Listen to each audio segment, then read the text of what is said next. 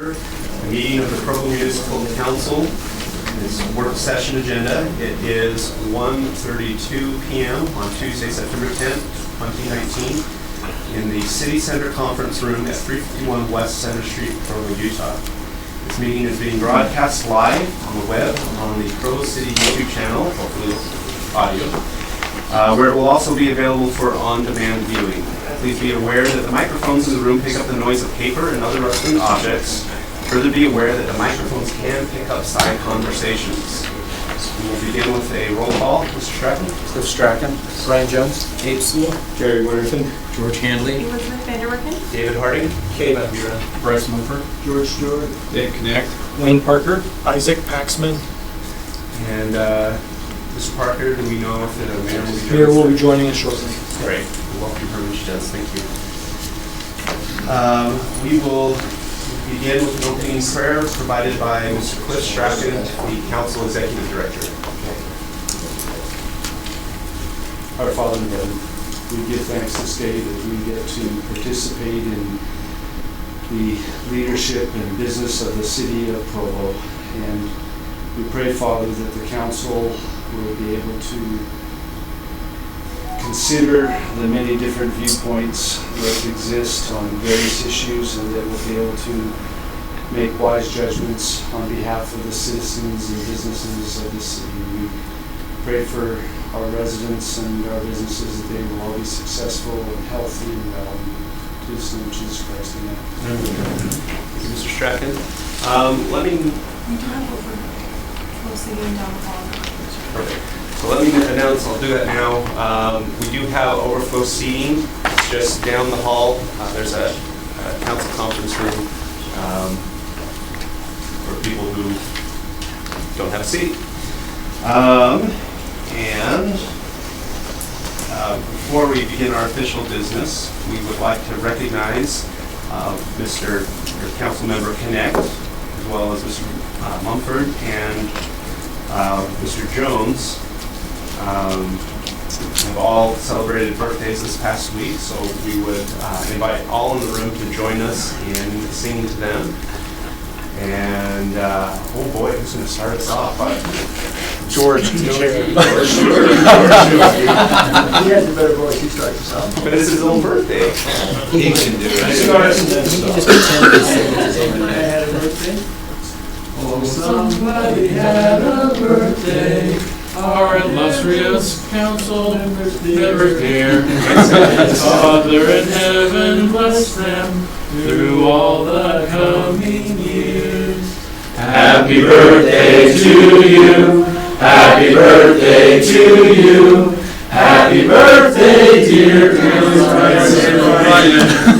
Happy birthday to you.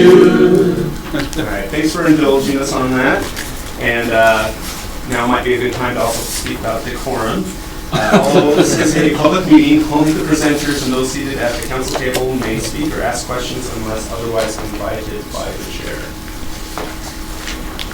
First off, it is proposed that we approve the minutes for the May 14th budget retreat and June 18th work meeting. Those are both for 2019. Are there any requested changes to these minutes? Seeing none, unless there is an objection, they are declared as approved by unanimous consent. Thank you. We'll move to item number 1. A discussion regarding sewer capacity west of I-15 and a consideration of options. We have 45 minutes budgeted for a presentation. This will be introduced by Mr. Dave Decker, our Public Works Director, or possibly Mr. Parker. Dave and I are looking at each other. I'm happy to do it, Mr. Chairman. Thank you. As you'll recall, council members, 2 weeks ago we had a lengthy discussion with our Public Works staff and talked about, again, refreshed the concerns that have been expressed over recent years about sewer capacity challenges west of I-15 in Provo. There are other areas as well, but today's focus is largely on the west of the freeway area in the city.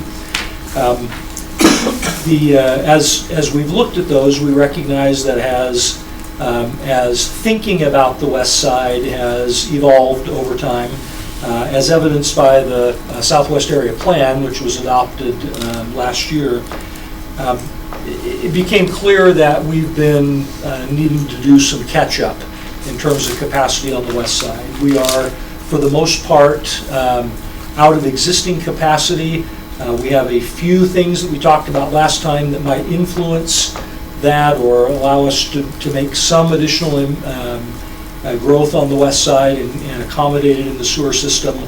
But for the most part, we adopted a couple of years ago basically a 7-year plan that resolves most of the concerns about development on the west side, but it's a 7-year plan. And we indicated to you that we have heard from developers and landowners on the west side of Provo that 7 years is kind of too long given current market conditions, at least in their view. And so as we talked about the sort of technical aspects last week, we suggested we schedule a second meeting, which is today's discussion, to allow the developers and landowners on the west side to talk to you directly about their concerns about our plan and housing demand and a number of other things, just to simply inform your decision process. Our hope is that after today's presentations and after you've heard them and had an opportunity to ask questions, that we can have a discussion with the council and talk about whether or not there is a desire for us to do anything different than we've already planned, and if there is, what that might look like. And our suggestion was that if there is an interest in exploring other options, that you identify for us in the discussion what you think are key factors, maybe some scenarios that you'd like to take a look at, and then have us come back at a subsequent council meeting and flesh out those scenarios for you, so that you kind of understand what the financial impact or the operational impact of any change to the current sort of 7-year plan would entail. So with that,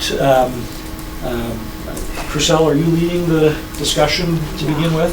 So Chriselle Travis from D.R. Horton will talk first, and then we'll hear from the folks at Ivory Homes, and then any others that you'd like to hear from. I think those two will represent largely the substantive concerns that have been expressed about development potential on the west side.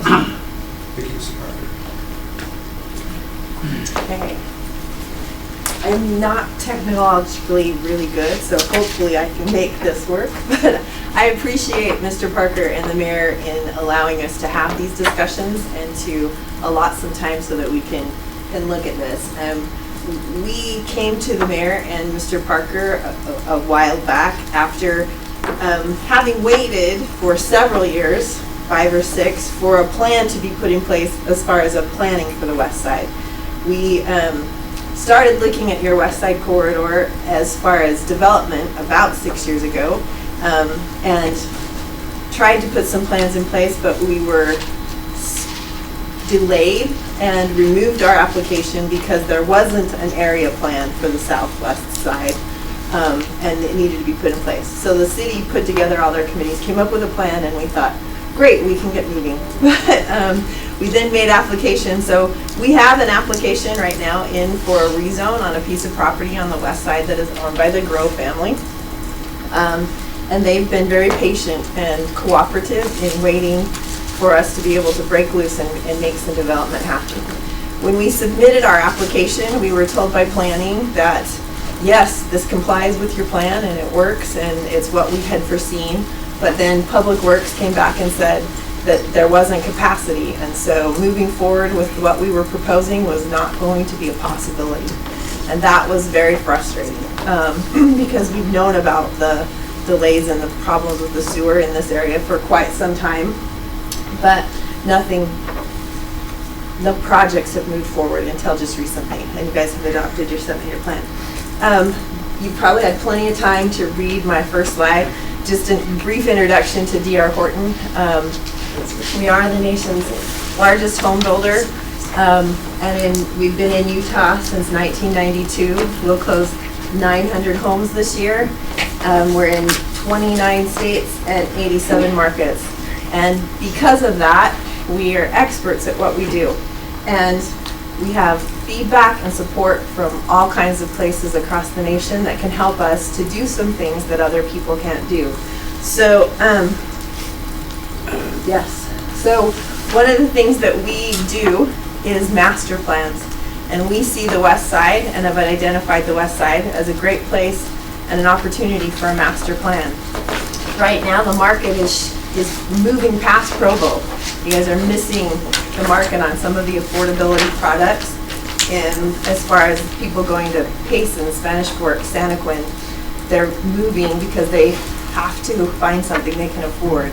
And we're selling hundreds of homes in those areas, but we want to sell hundreds of homes in Provo. So we'd like to show you what we can do. This is one of the projects that we did in Saratoga Springs. As a partnership, there was already a master plan in place that allowed the Church of Jesus Christ of Latter-day Saints. They had 3,000 acres that they had entitled. This was the first project within that 3,000 acres to break loose. It gave us 856 units on 182 acres. It included 2 churches, an elementary school, 41 acres of open space, and it was 4.7 units to the acre was the density. And this is what we did for the city. There was master improvements and problems just like you have here in Provo, in Saratoga Springs. We designed and helped to install the Tickville Wash. It drains 72 square miles from the Oquirrh Mountains all the way from those hills clear out to the lake. It's 3,989 feet of 8-foot diameter pipe under the ground. So it was a massive project. It cost $3.2 million. We entered an agreement with the LDS Church and the city, and we gave them that money. We put that in place, agreed for reimbursements, and then we also have put in secondary water. We went clear, I don't know, does this have a pointer? Oh, so we started here and took our secondary water for over 1.5 miles through the project. We also had sewer that we needed to go through and get to their lift station. In total, we contributed $2.269 million to the city. And it was basically a loan. We did it on credit for reimbursement through their impact fees. There's no interest. It's money that we fronted, and they benefited. We benefited because we had homes to sell, right? So it was a mutual agreement.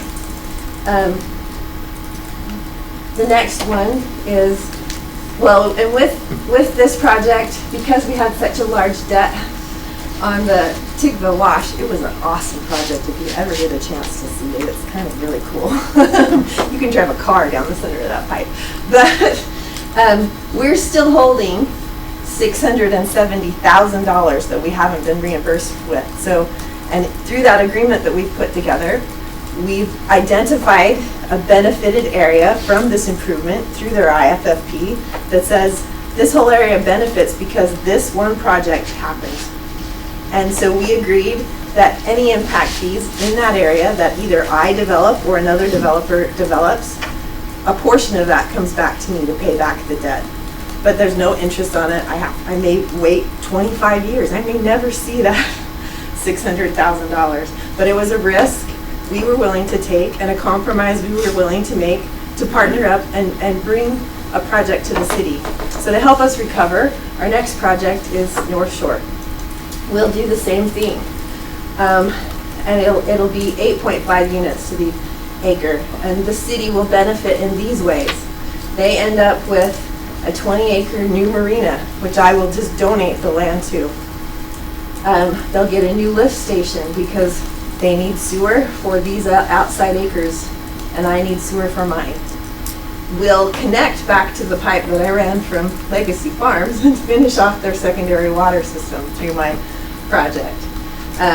They also have a desire to make this roadway, it's called Pony Express, connect through this next master plan up to the existing Pony Express, which will connect Eagle Mountain.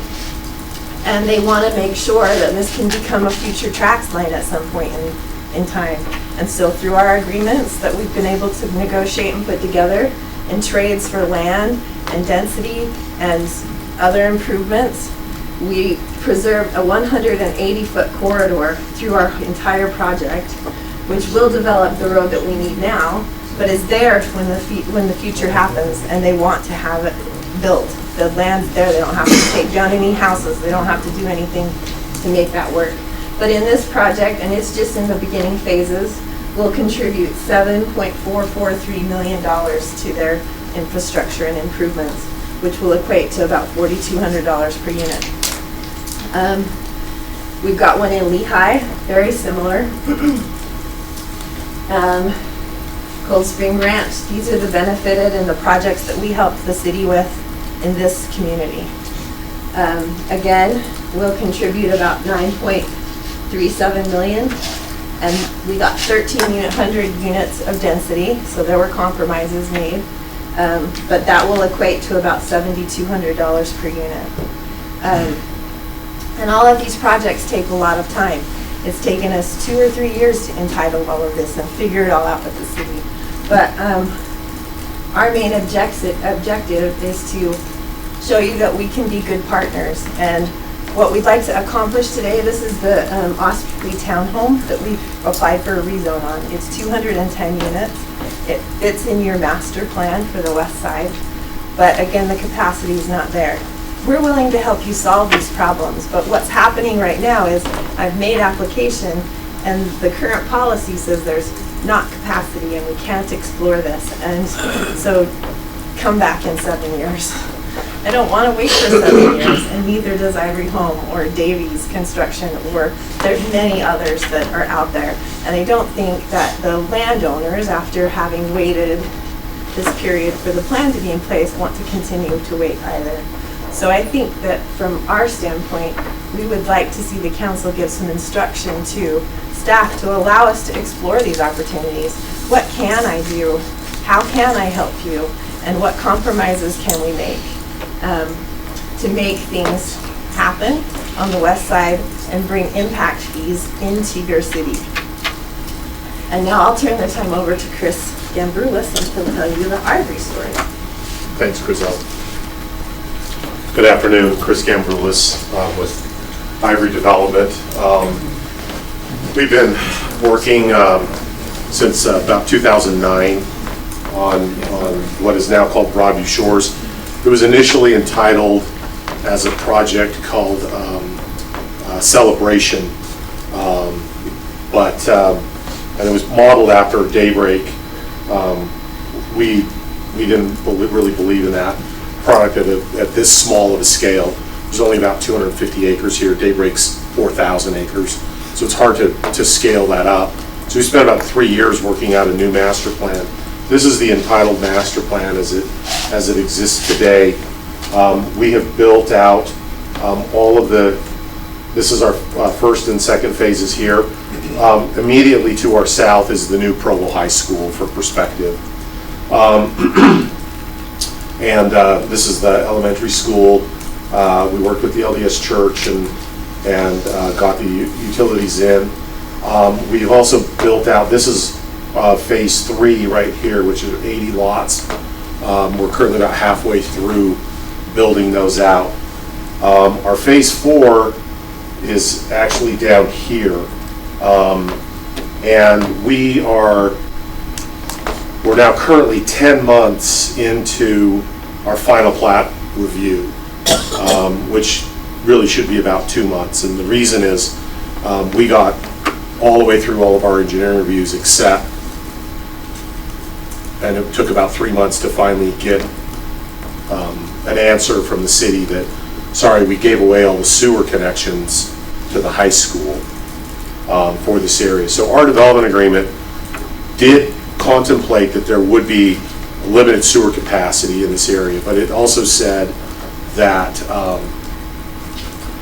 we would be able to get to 200 building permits. We're about 100 now. And the city just recently started a project that's going to open up another 100 connections But I will tell you, what we were told was, I know it's 100, but it's really 50. So, and I have a 51 unit phase, my phase 4. So, a few of the things just to understand about this project is, when it was first entitled, Lakeview Parkway actually came down right through the middle here. And if you go back, and Dave Decker can correct me if I'm wrong, but the Lakeview Parkway actually started here. This is 2000. This is the Provo-Orem border. And Lakeview Parkway was here with Geneva Road, and this was intended to be a more dense commercial center. Lakeview Parkway has been moved all the way to the west now, and Geneva will be downgraded through Provo, not through Orem. But we'll come up and we'll connect in about right here. If I had the bigger one, we'll actually turn and come in. Oh, I didn't mean to do that. I don't want to show your plans, Brazil. So there's this property is part of Broadview Shores, and it was entitled under the plan, but it's not under Ivory's control. We have a entitled preliminary plat for 519 units. Again, we built it. We're going to be at about 100 by the end of this year. So we didn't own or control the property in this area here. This is the Bunnell property. We now own and control it, and the Provo School District has currently purchased a property there for a new elementary school.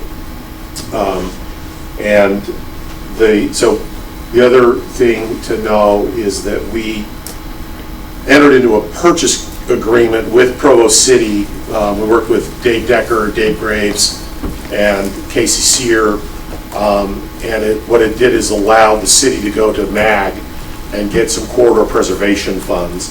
So Provo has purchased the right-of-way through here already through some MAG funds. And our ability to maintain some momentum here is really important. We've got 40 or more homes to build.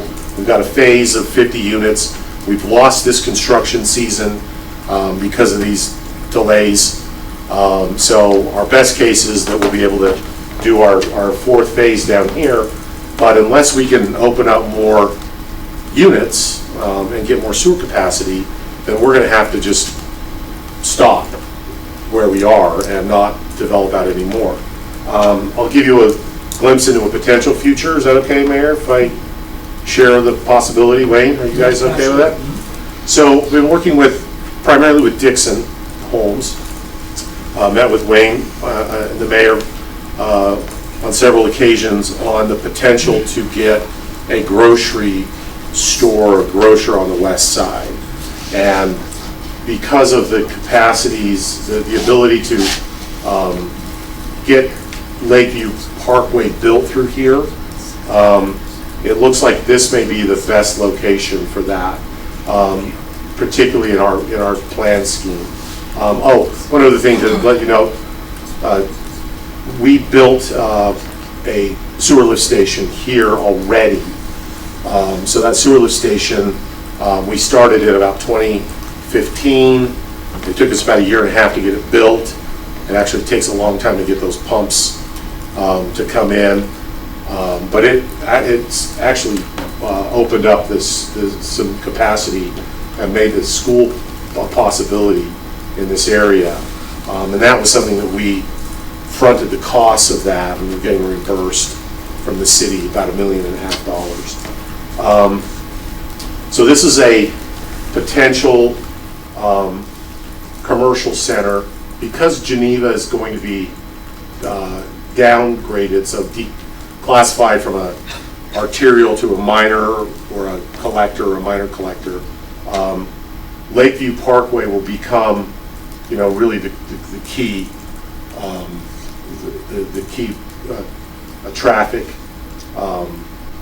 carrier through and then down into by the airport. Future commercial would go here, be buffered with potentially some multifamily there. Our main entrance stays here.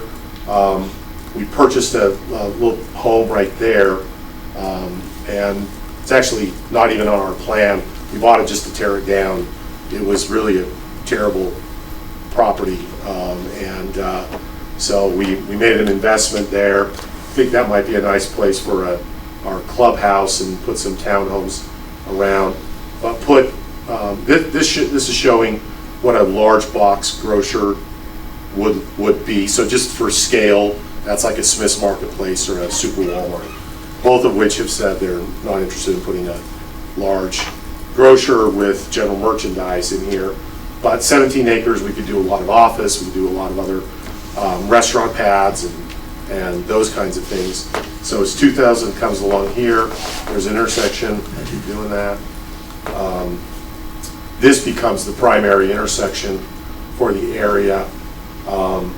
And this is showing our phase 4 right here, our current phase 5.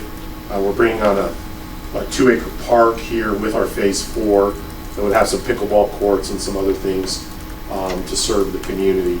But this is a potential redesign if we can get some commercial on the west side. And I haven't been in a meeting with the mayor where she hasn't brought up a grocer on the west side. And I think it's even though it's not in our plan, this is some townhomes and some larger lots in this area. Our neighbors, the people we bought or that we've sold homes to through our homeowners association meetings and other interactions, are very supportive of getting a grocer in this area, to the extent that it's, they're willing to come out and be supportive.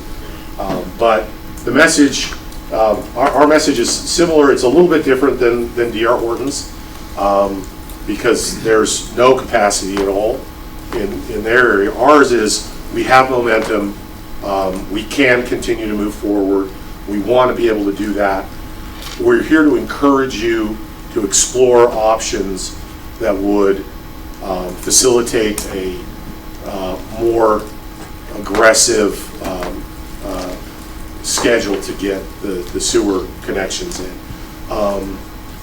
There's another presentation that shows the phasing. I don't know who's running it. Oh, it's at the end.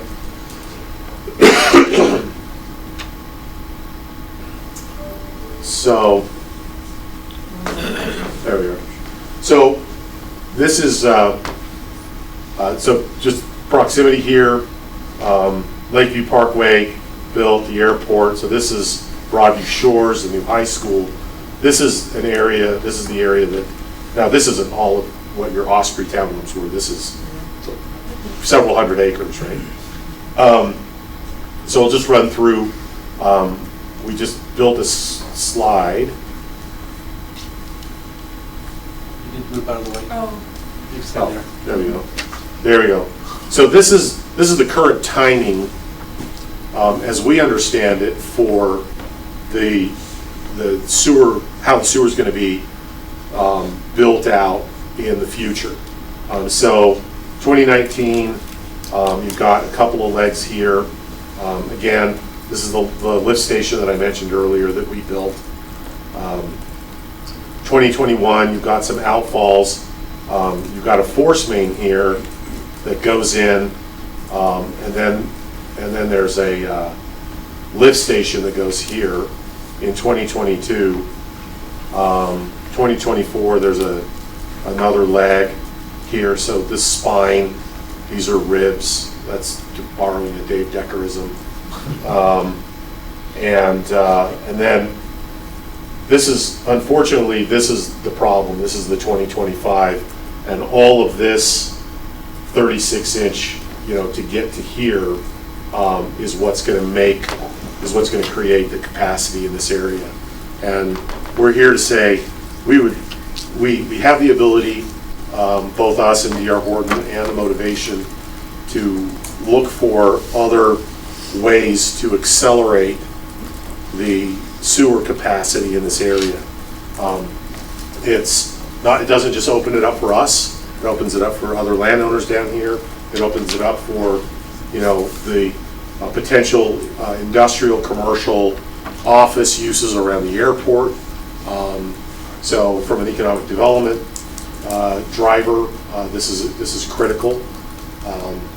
But whatever we can do, whatever direction you can help give to staff to work with us to accelerate these would be very much appreciated.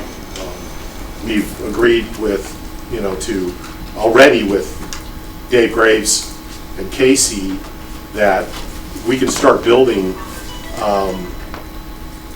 Lakeview Parkway through our project and work on some impact fee reimbursements already.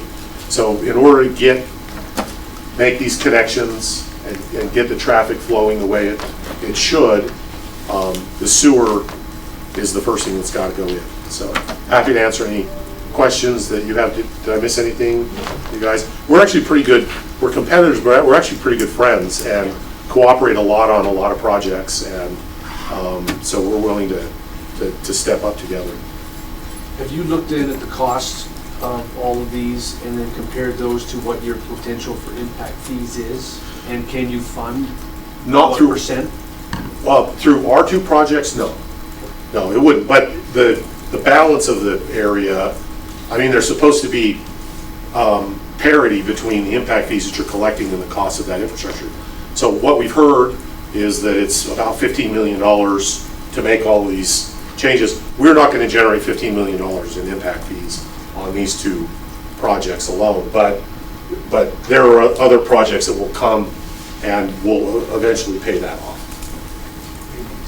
There's also potentials in accelerating it and looking at things in a different light. This is the plan that it works, but there are lots of ways to peel a banana, right? or a pear or whatever you're peeling. I mean, for us, we need that 36-inch underneath right now because our Osprey plan could flow by gravity. It doesn't need the force main or the lift station, but it gives us the potential to get in here and build some momentum to participate with the city like we participated with others, and then move to the west and work on the rest of those things as well. So. We know that it's been the practice to go pay as you go, and we understand that. In order to spur some activity down here, looking at some sharing and some upfront costs with the city and with others, and getting reimbursements. We're currently building a 2 million gallon water tank in Park City and a 2 million gallon water tank in Lehigh City that we're going to get reimbursed partially on both of those. So they have project and system utilities, and so we're getting partial reimbursement from those, but we're fronting those costs. And so just like D.R. Horton has done that in the past, we've done that and are currently doing that in a lot of communities. And you really need to have that if you're going to do large-scale master planning. Otherwise, you end up with, waiting for 2025, and then what you get are 5 and 10 and 20 acre applications that just keep rolling, and it becomes a, just catch as catch can. You're not really doing big master planning like you have the ability to do here. So, any other questions? Yeah. So I hear 15 million. That's going to do everything. And what's the cost of just the 36-inch line? Oh, the 36-inch line is about 50 10. million. Yeah, 50. Yeah. The 36-inch line is 15. Yeah. Sorry, I misspoke. 50 million for the whole thing. Your budget's in the hundreds of millions, and part of the other things that can be explored, and I know that Provo has a very conservative nature, but lots of cities go out and get bonds, and with development coming, that can accelerate your ability to pay those back in a timely manner. It did, but we looked at that early on, and engineering showed the city that if we brought rates up to a certain level, we could pay as you go and go forward. That's what the 7-year plan is based on.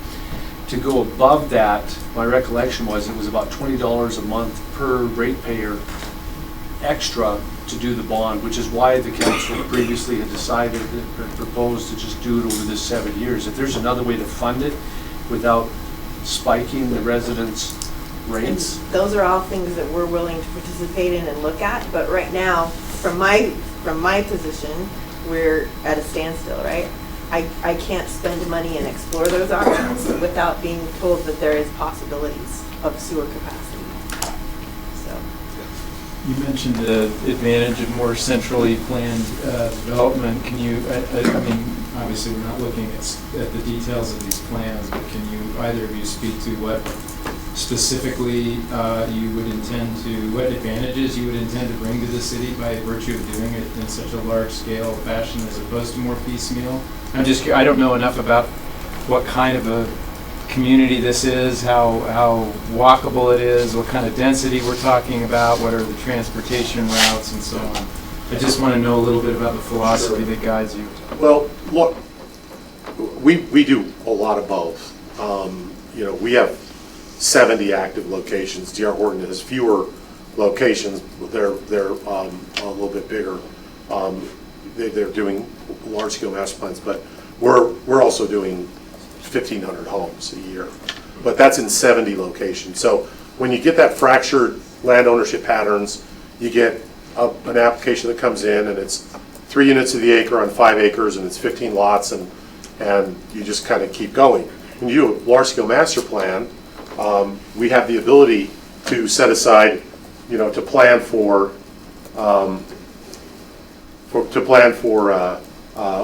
all the open space that comes through here. I mean, this is a trail system that we're building. This pond, there's these all connect. All these parks interconnect here. We worked with the school district to site that area before they purchased it, so that it would be at a good intersection here.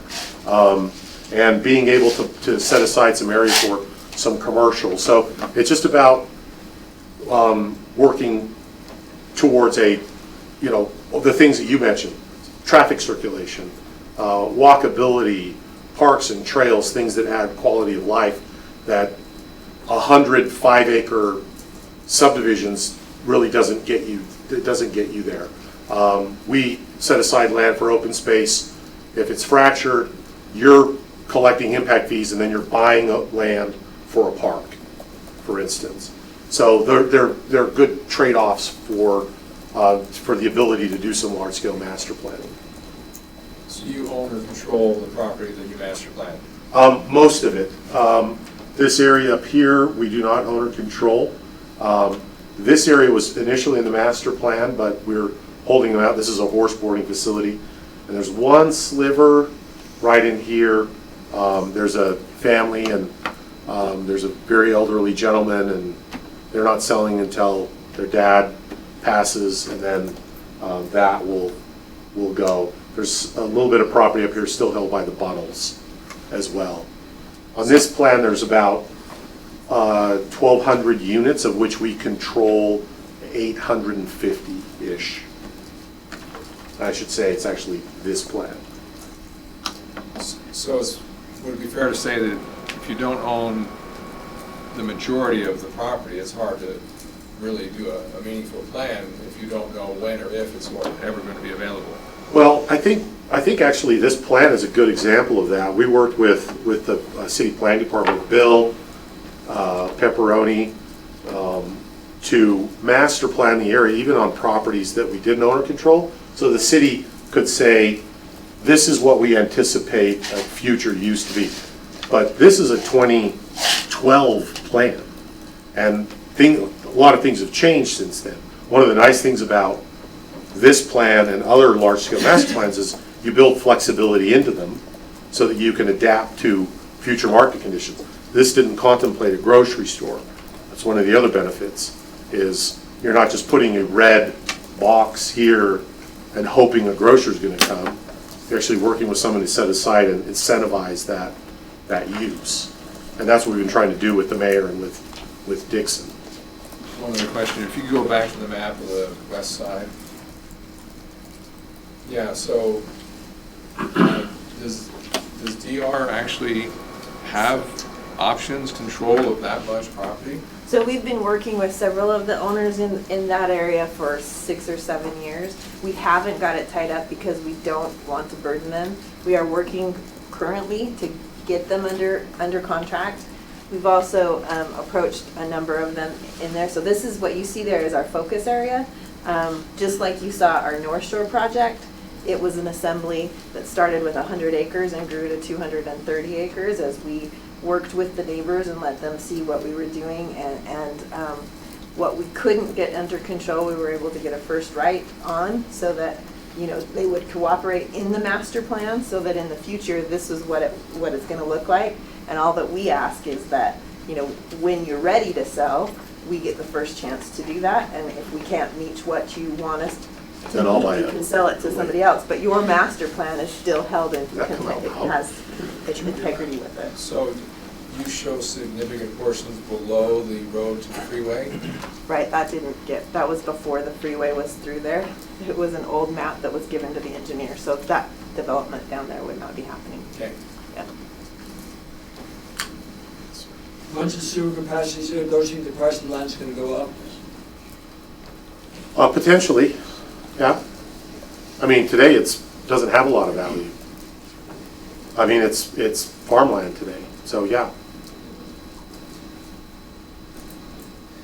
I'd like to ask Mr. Pepperoni, I know you're now in a different department, but you have a lot of institutional knowledge. Can you kind of get us up to speed a little bit on what is the current status of the Southwest Area Plan?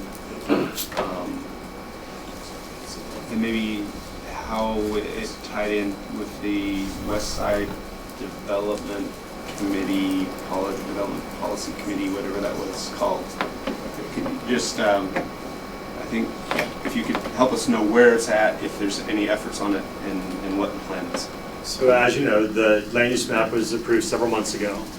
The next step, the text of the plan is probably 80 to 90% finished. What has been causing us some delay is the West Side Committee that worked on the land use map expressed a lot of interest in having design guidelines that would guide residential and commercial look and appearance, how collector roads and arterial roads would be treated, trying to avoid back-facing barrier walls and those kinds of things.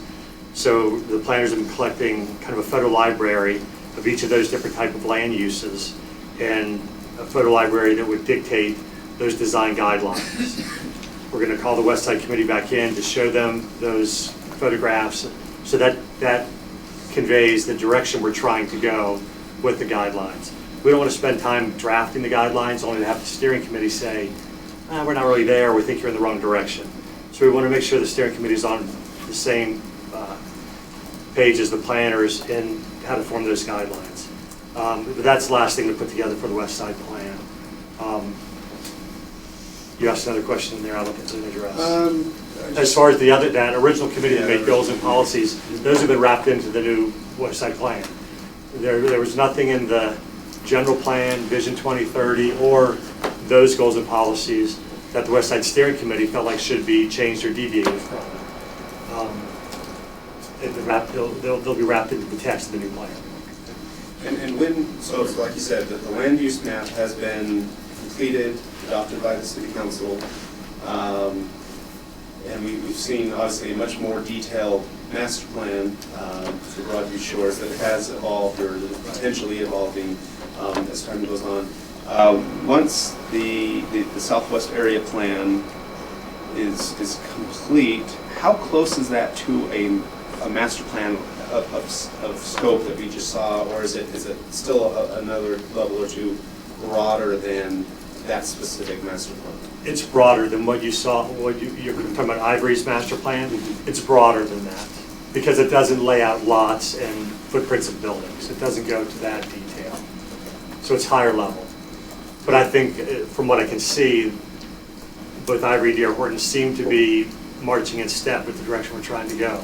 When it was said that the townhomes are in compliance with the West Side plan, she meant the map, and that's a true statement. That is an LDR area on the map. And with that Southwest Area Plan, so we won't have individual lots, we won't have individual building footprints or whatever. Will it have arterial roads on it? Will Yes. it have major collectors? Yes. Will it have minor collectors? Yes. On it? And the one thing that the committee has expressed interest in, which you see is what Ivory did in their plan, is that I would hope that the plan would allow the flexibility for developers to go in and try to tie up a larger area of property, try to plan for a larger area, because that benefits all of us.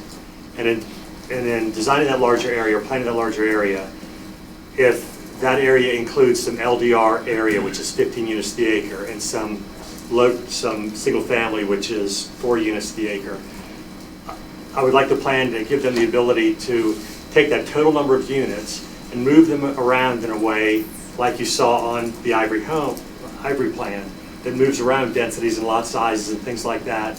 It creates, to me, a more cohesive community than the 12,000, the single-family lots here and the townhouses there. A mix of housing density types is a better way to go.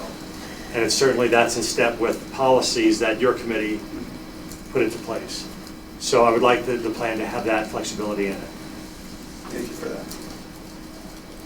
And this might be a question for another day and for Dave, but I know as we did Provo High, we had to go to MAG and get some help on some road situations. And so that was grant money that we received.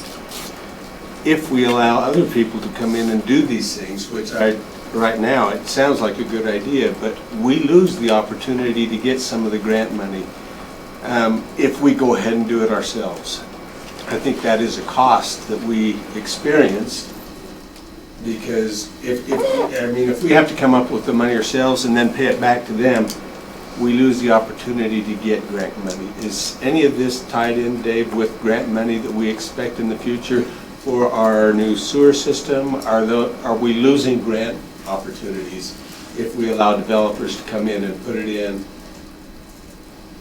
Not for infrastructure, not for pipe, sewer systems. So MAG money is generally associated with roadways, right, transportation projects, and I think the MAG money that you're referring to was associated with the Lakeview, different phases of the Lakeview Park. It was.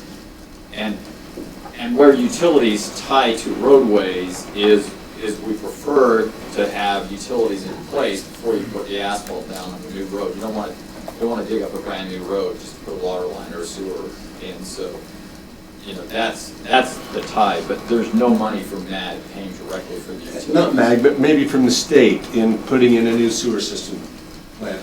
We don't have any. I mean, we are getting a loan from the state on our sewer system for the treatment plant. Are there any other grants that we would be losing out on that you can see by doing something like this? Not that I'm aware of. That would affect our ability in the future. We're not counting on it, I guess, in our 7-year plan. There's a wild card here. I didn't attend a school board meeting, but if the bond passes, they expect us to increase the capacity on the west side, right, Dave? They are in the same boat as the developers. And so if the citizens vote for the passage of the bond, they're planning on putting a junior high and a junior high in the west side, but we don't have capacity for it. So we'd be forced, if our responsibility is to do infrastructure, do a bond, would we? How much are we going to pay for it? Or to figure out how you juggle projects around, to get the capacity. It's the same. It's a very similar conversation that we're having with developers, because many of the developers are saying, hey, my project is more important.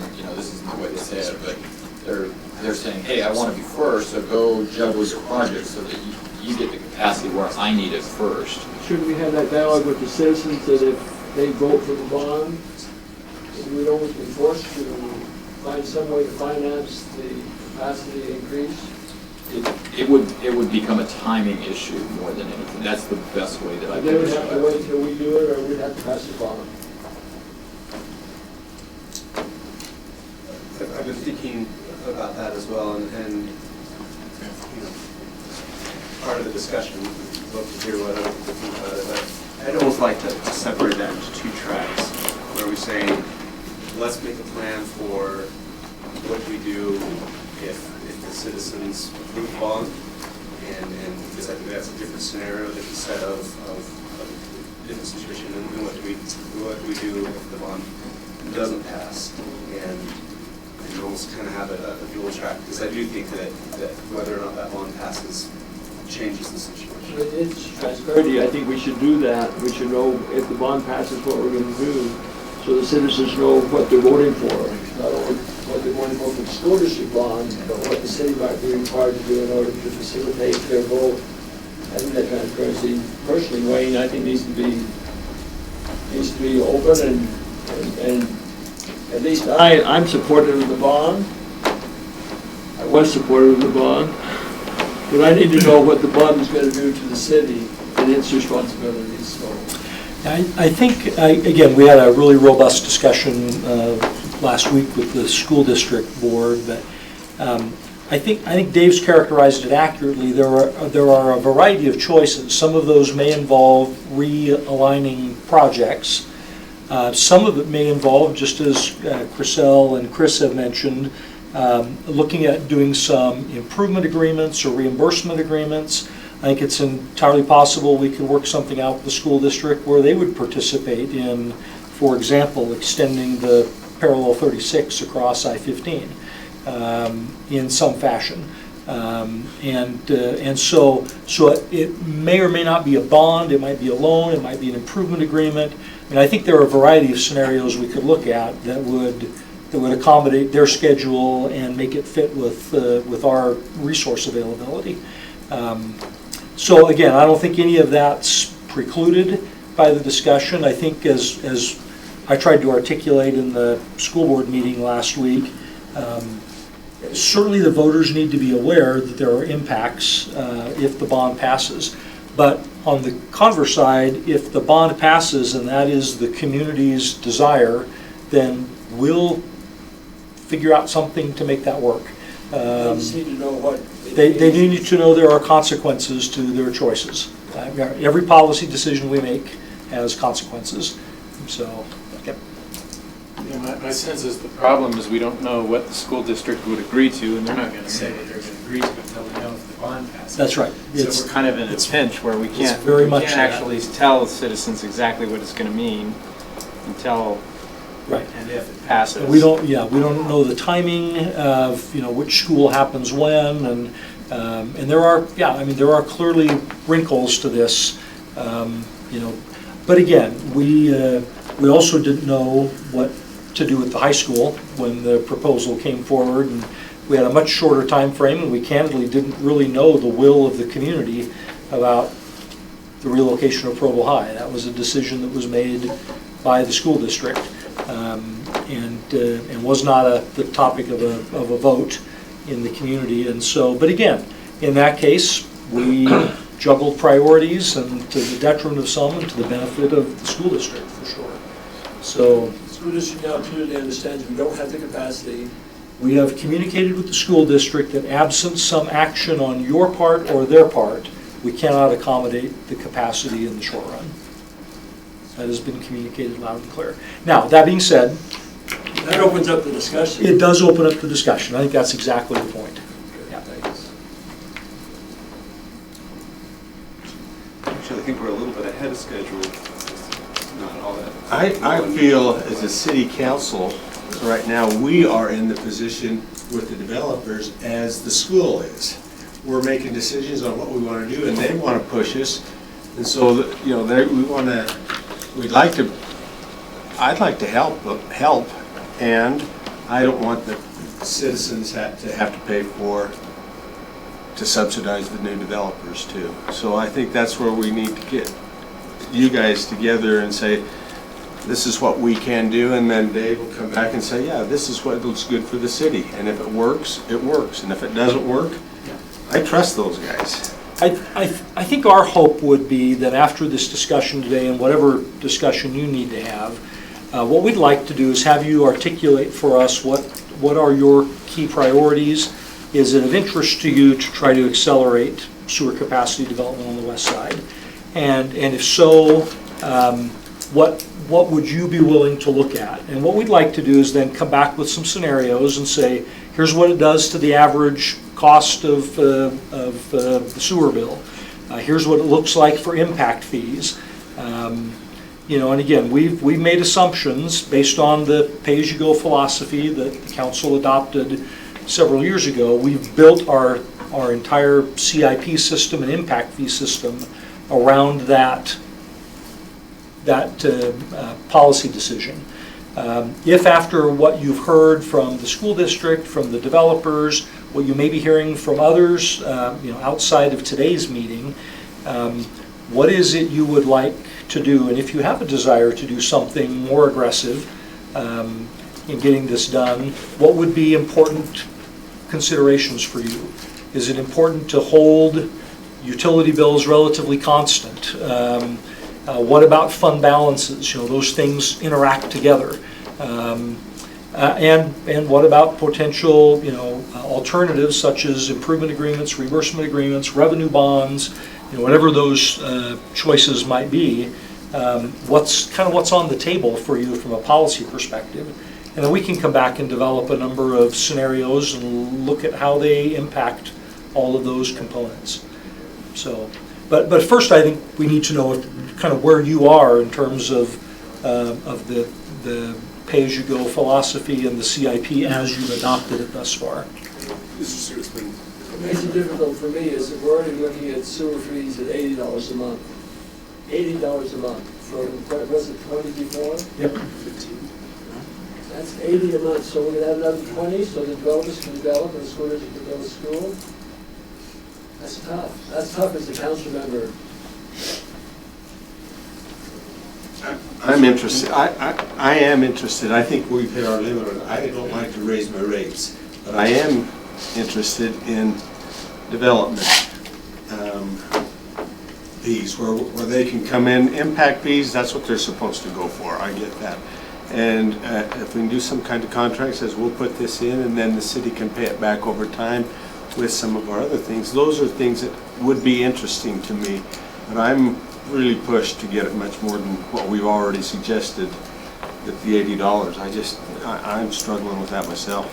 Yeah, and again, just to clarify, from the impact fee perspective, we've made the assumption, again, we do impact fees as you and Councilmember Van Buren know from your deep dive of about 18 months, that we structured those roughly around the 6 to 8 year plan. And the improvements that were outlined here are in that plan. Now, if we were to, and we've made some assumptions about where growth would go based on the sewer plan. And so if we were to accelerate the receipt of those impact fees because we were developing projects more quickly, that there should be some balancing element to that. Now, again, it might mean that you would do some kind of revenue bond pledging those more rapid impact fee receipts that could be used to pay back that debt in a shorter period of time. We might look at some factor where, and again, all the dollars are still going to be spent in that 7-year time frame. If you spend a larger chunk of them in the first 3 years, obviously you have to finance that in some fashion. But the dollars all are built into the system today. So the impacts are not, I don't think the impacts are $20 a month for a residential homeowner, in part because the impact fee receipts would be accelerated. But again, if that's something you want us to explore, that's a bit of a deviation from our prior philosophy. But we could run those numbers and tell you what that looks like. So again, I don't think the consequences are as dire as you might think. But again, we'd like to, if there is a desire to do something there, we'd love to run some scenarios and let you take a look at what the choices would be. If we bumped some of these projects, the parallel 36, if we bumped that into a shorter time frame than some of the others, if we accelerated the master lift station, I think we could look at a variety of those things, try to do those in a shorter time frame, and see what the impact would be. What would be the choices we'd make, whether we finance them with developers through an improvement agreement, or we finance them in some other way. I think those items could be on the table, but again, we don't want to go to a lot of work developing scenarios if there's just not the will to do it.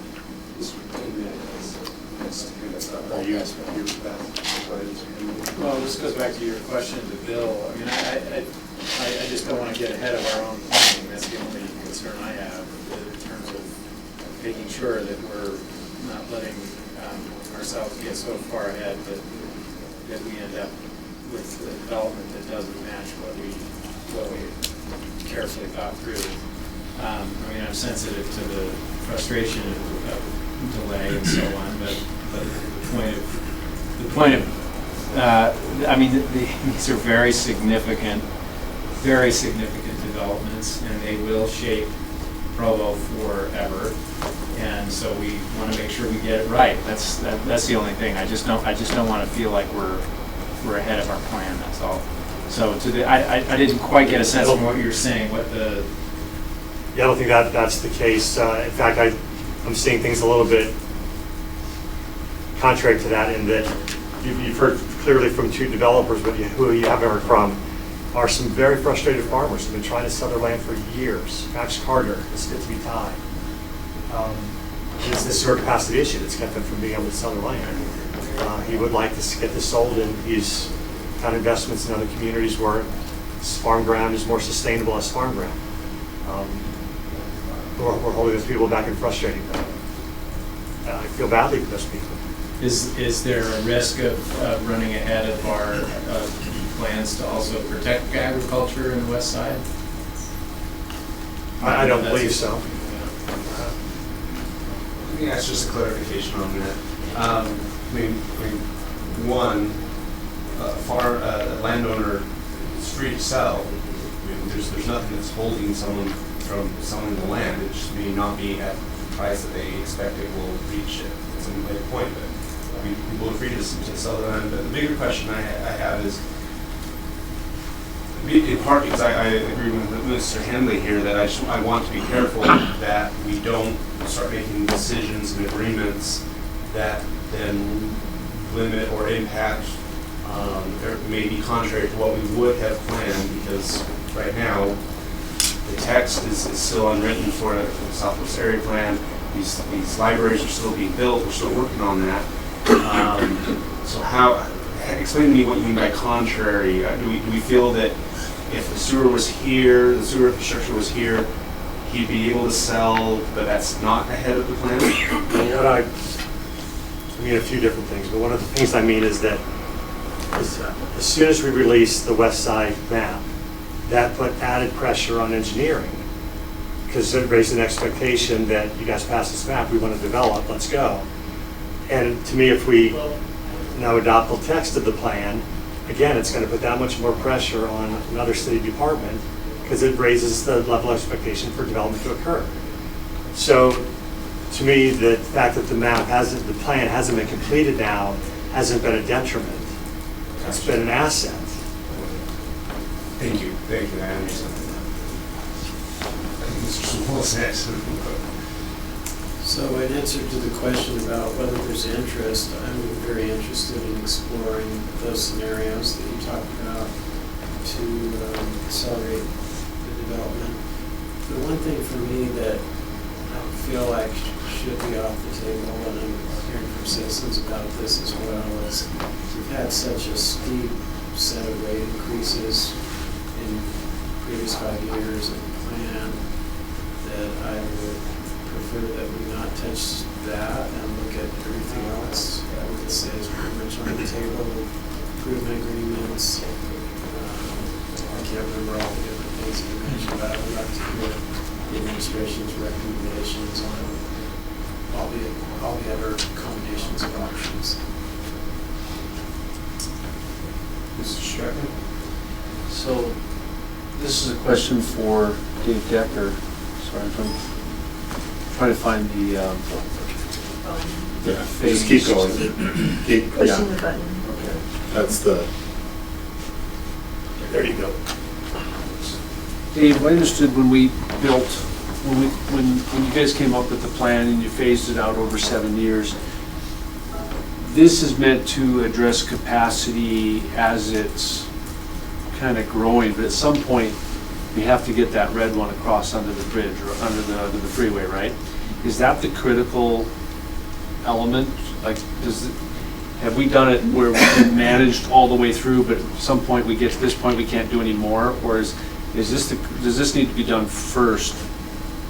No, it's, I was actually debating, drawing something on a map or on a whiteboard or something to kind of help illustrate.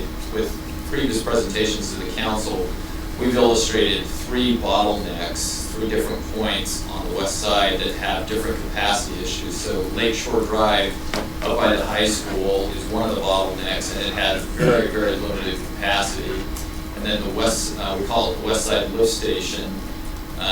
It had a capacity issue also, but it had more capacity than Lakeshore.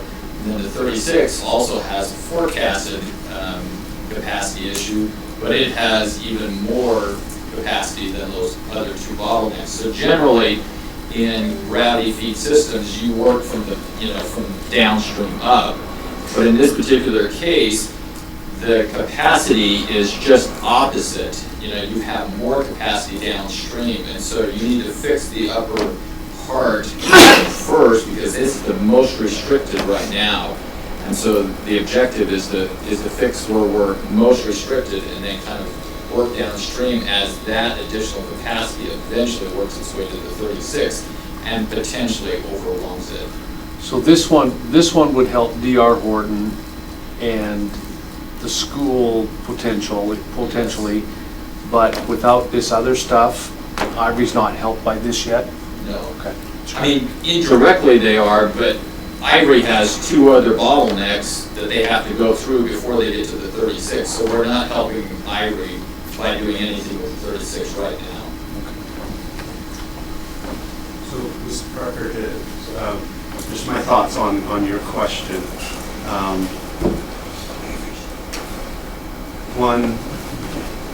One concern that I have is I do feel that we need to have the Southwest Area Plan in place and secure. And a lot of this stuff takes time to work out. So I don't mind them happening in parallel. But before we we really get down into some contracts and deals and making some decisions, I do want to see that Southwest Area Plan in place. Maybe now's a good time to take a step back. Sorry, my thoughts are scattered a little bit. So I was a part of that West Side Development Policies, the committee that developed those policies, and if you kind of looked at, different people had different perspectives, but if you kind of put them on a spectrum. If anything, I was a little bit more pro-growth, than a lot of these committee members. That it was a fairly broad cross-section of interests out there. But I haven't heard necessarily a lot of people, only a few people seem to be really pushing for rapid development of West Provo. At the time, we took it kind of as our charge that we needed to make some decisions quickly so that we could lay out the long-term vision and process approach to development. But we did not plan. We didn't feel like we needed to create a plan that would rush development. And there are some policies here, kind of sprinkled throughout policies that we developed. That, for example, 6D is development may be limited or deferred depending on the availability of adequate municipal infrastructure, such as sewer, storm drainage, water, etc. So that is something that we were contemplating even back then. And one of the questions that I think has been partly answered in the presentations earlier, but I think it's something that we need to consider is, what is our overall goal? And I think we've heard people talk about quality of development, and what we develop will be with us for a long time. And I have to say, I've been from a an arm's length looking at some of these master plans, there's a lot to like about them, and I like that. But I think that's what we need to be looking at, this from the perspective of, what are we ultimately trying to get, and what is going to be the path that will be most likely to get us there.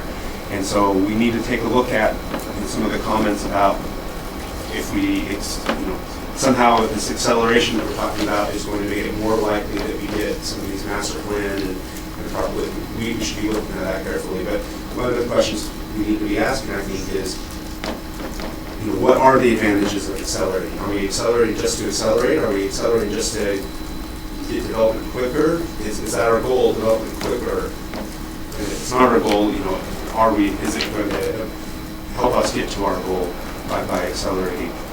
And what is the alternative? What is the downside? What if we don't accelerate?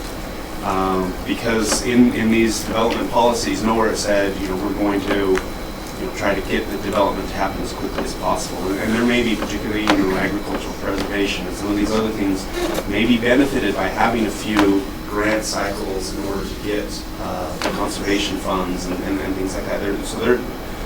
I think that's the perspective that we need to be looking at this. So back to, sorry, very convoluted, but back to answering your question. I agree that I'd be very wary of looking at any options that would increase the rates or property tax, for that matter, on our citizens already. If the developers aren't aware of this, our sewer rates have gone up. I think it was $780 per year, and that's just for wastewater. We've also seen steep increases on water and storm drain. And I feel like we're pretty much at the capacity of the city, of the residents, to absorb rate increases. So I am very intrigued, as Mr. Winterton, I'm very intrigued at other possibilities of paying for this now and repaying later. I do have to say, though, there is no such thing as a free lunch. Let's see if we can find win-win situations. But two things I feel like the council is very concerned about is we want to be fair. We really do not like if we communicate to someone and say we're headed in this direction. We really do not like coming back and saying, well, sorry, we can't get far into the bargain. And often, sometimes there's problems with that. Often there's situations come up and people say, well, we were under the impression this is what was promised, and now you're not fulfilling that. And I think we're very sensitive to that. We do try to be fair. We do try to communicate clearly so we can avoid those misunderstandings. But we do want to be fair. The other thing we want to do is to be receptive and listening to the residents. But sometimes that comes into conflict when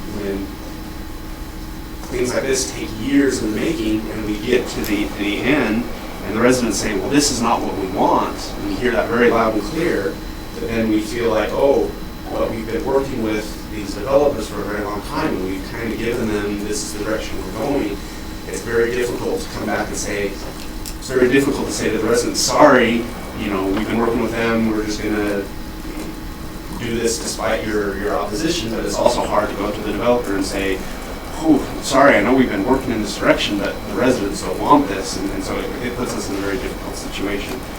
I fear that if we're not very careful, and we don't have the plans, we don't do this very, very carefully, we're going to get into some of those meetings, and the residents are going to say, well, we think this is too dense, we need to lop 30% of the density off of this project, and we're going to hear from the developers, whoa, we've already invested all of this money in the infrastructure, we're years into this process, you lop that off and we won't be able to pay this back. And so I think even if we go ahead and enter into some of these development agreements, I think there is a cost. I think that maybe one of the costs are that decreased flexibility. So that's the end of my thoughts on that. Just, I think we need to be careful, and there's no such thing as a free lunch. We have to very carefully weigh the costs of what we'd be agreeing to. I really appreciated Dave's questions on owning the land. It's nice, George, to have these master plans of land of your own. There's no guarantee.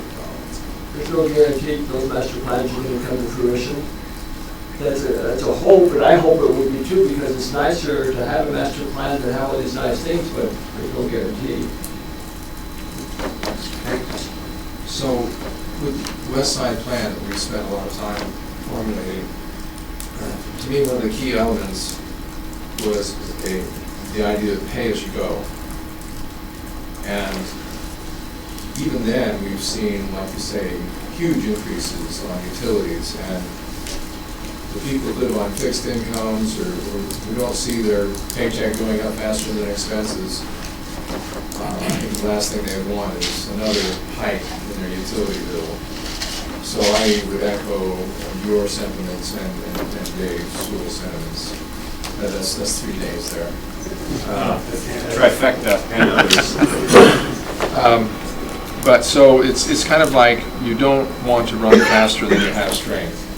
And in the school board meeting the other day, it was interesting, the difference of how I think the school board sees finances, because they get their money from property tax and income tax from the state. But we get most of our money, our lion's share, out of sales tax. And if there was a grocery store on the west side right now, that would be wonderful, because our number one tax loss in the city, as we've studied, is people buying groceries and other related items outside of Provo. And so if we could magically take care of all the sewer and build every square inch on the west side that people want to sell and build, if we could do it tomorrow, our general fund would take a huge hit, because we would have all sorts of services that we would have to provide, police, fire, parks, you name it, and the money would not be there because the sales tax is not being collected in Provo. And one grocery store is not going to bring it up there, by the way. I believe the sales tax figure, one grocery store doesn't bring enough to make the difference up. It would be wonderful to have the residents in the west to have a grocery store with the convenience, but the sales tax receipts for that grocery store wouldn't make up the difference, would they? Well, you make a good point there. We definitely need one in the southeast too, but so I worry about the financial impacts on Provo City. The school district wants things, and it may cost us, and everyone else wants us to accelerate growth, but unless we can find a way to pay for it that is somehow it would have to be pretty creative in order to not raise our utility.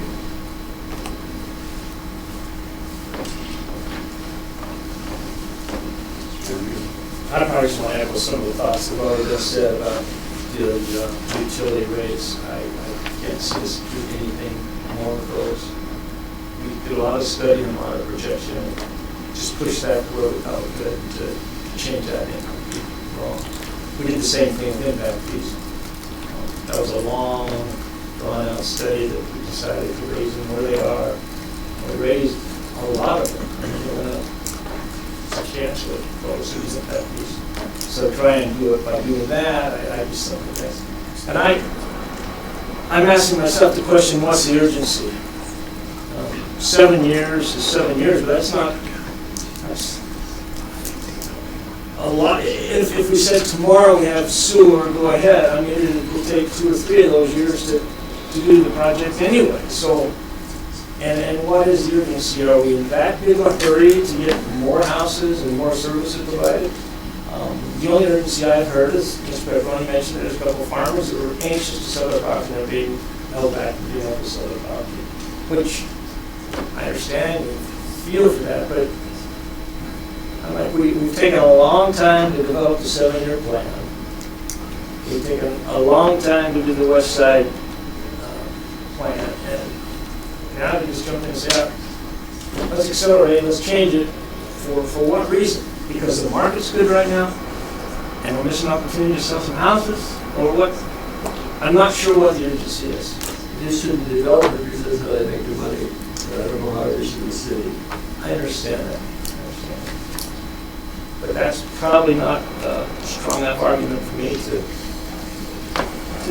change all the work that we've done on those other plans. I just haven't heard a strong argument that says you need to change those plans because of these reasons. So I'm probably of the feeling that we stay with our 7-year plan and go forward. I agree with that, Kate, to a point. There is a point that I get that we had a plan years ago that we wanted development to be just Center Street. And this is our plan, and we had that plan came out. I just want to make sure that we're current with, I just don't want to lose an opportunity like we lost with the mall at some point. We said, okay, we don't want that plan. We're not ready for that growth. We don't think that's the growth that we want for Provo City right now. We want to maintain it right here, and we lost the Aura Mall. Now, I just want to be able to look at a situation and say, is this actually what we want in our city? And is this keeping us where we need to be going? I just don't want to get ourselves bogged down into a situation where we're not taking advantage of opportunities. I understand. I just haven't heard articulated what are those opportunities. And I agree with you. What do we lose if we wait? And we didn't do that years, and I'm too old, I know that. It'll be good when I am gone and people can quit remembering that old time. But on the other hand, I think that we just need to have a vision and say, is this really where are we missing? Are we on track? Just keep looking with, and that's where that plan comes in. Gary talked about being old. Go ahead, Dave. Just real quick. So I wouldn't necessarily compare losing them all. No, and I'm just looking at, are we on track where we as a community want to go? Yeah, and if we wait, are we losing an opportunity? Because that property will, they're not making more property. It'll just become more desirable to No, build. but I do see pacing going. I see Spanish Fork, what they've done in the last few years. Right, but regardless of who builds elsewhere, there will always be someone that wants to build here. It's not going to dry up. Now, there is the risk maybe in the next 5 years of having a recession. That could happen. I struggle with that last comment, though, that there will always be somebody, because no matter how hard we wanted other companies to come in, and they have not been willing to do it because of the opportunity that they take out in a different city. And I'm not saying that we're missing out. I'm just saying, let's just keep our eye on where we're going. The first thing on the west side that we needed was the road to the airport. We needed access. Absolutely, and I think that's a great vision. And as soon as that went in, it's like, oh, we're ready to build. No, we're not. We don't have sewer. And you have to get all your ducks in a row. And that's what we did with our 7-year plan, I believe. And I think we are doing that. I look at the airport and what we're doing out there. We have a plan, and I'm grateful for that plan. And I just want to make sure that we're keeping our eyes up and looking for the opportunities that we need to keep our city viable. I just wanted to articulate one reason why I think accelerating would be good.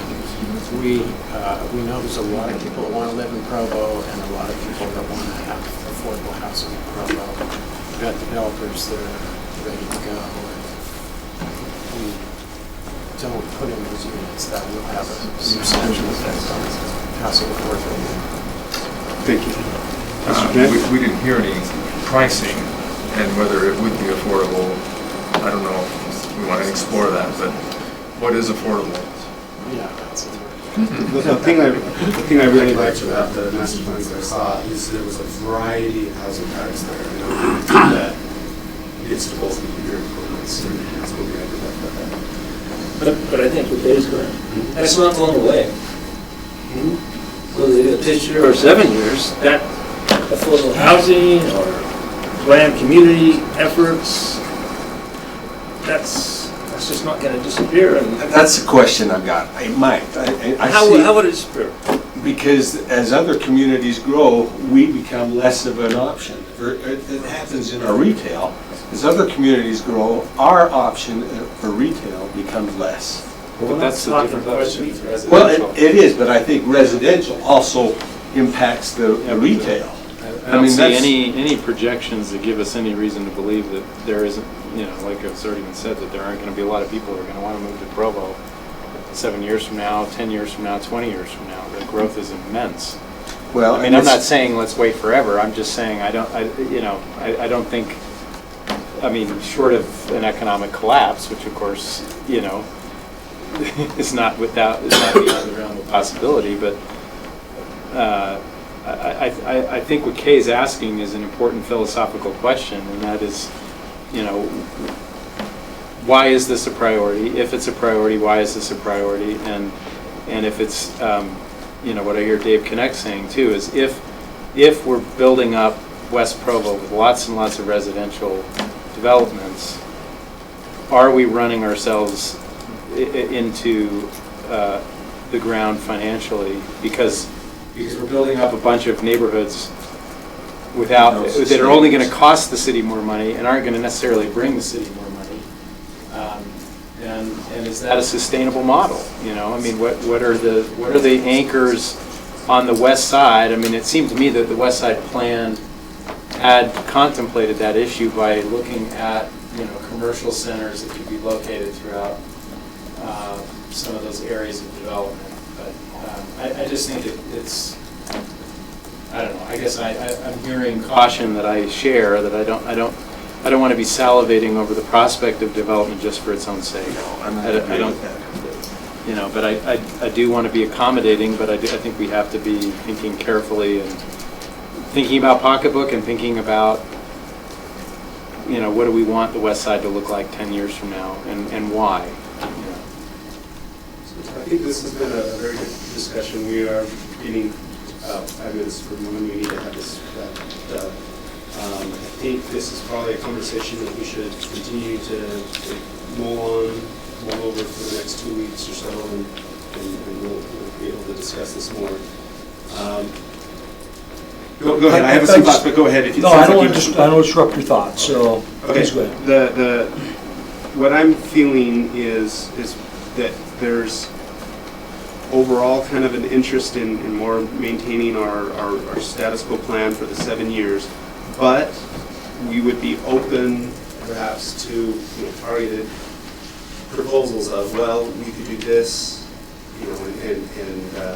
it sounds like there's at least some interest in entertaining proposals on projects that would accelerate this, but in general,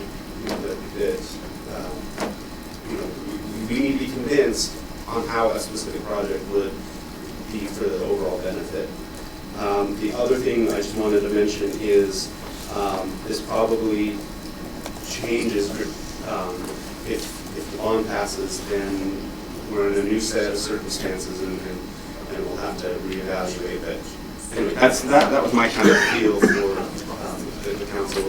If anyone strongly disagrees, mention it. Otherwise, Just a couple of quick comments. You probably didn't hear Chris indicate he would love to talk at some point about affordability. You may just be out of time today, but might be well for the Housing Committee to think about inviting Chris to come and talk about some of Ivory's initiatives and what they're doing in other communities to stimulate housing affordability. I think that might be a worthy discussion. Second point I just make is one of the things we've heard as we've met with both of these developers and some of the landowners is the question of predictability. Let me just characterize that by a conversation we had with Chriselle and D.R. Horton a few weeks ago, where they kind of said, look, if we come into an area like the Osprey subdivision, townhouse subdivision, there are a couple of years of work that has to be done before they would break ground on the first home. there's fill to bring in and allow to settle, there's engineering, there's the development of the infrastructure underground to support the subdivision before you actually get your first building permit. And then it's a 9 to 10 or 11 month period before you actually have somebody ready to move in, and thus generate demand on your system. And so one of the things, as we've talked about this, is can we articulate, based on our CIP and whatever changes you might contemplate to the CIP, when does that demand actually start, and can we be ready for it when we are? And if there were a predictable pattern, and again, we have one with the 7-year plan, it's just not as fast as they would like. But if we could define, if there were some changes that we wanted to consider making that would make the issue more predictable, then a developer can make decisions 2.5 years out. But as it stands right now, because we have not carefully defined that predictability and said, okay, to do 200 units at where D.R. Horton wants to build them, and again, you have a 2.5-year lead time, we don't know exactly when that is, when we could say we'd be ready to issue a certificate of occupancy, given that there's some lead time there. And that helps them make a decision about when they take down the property, or how long they continue to acquire options, or those kinds of things. And up to this point, because so much of this has just been in question, we've not really taken a hard posture to say we can deliver you a certificate of occupancy on, August 1st, 2025. And therefore, plan your way back from that. And if you lose your option on the property, then so be it. But I just want to add that element of lead time and predictability that becomes, as we've heard from the developers, really critical in their decision process.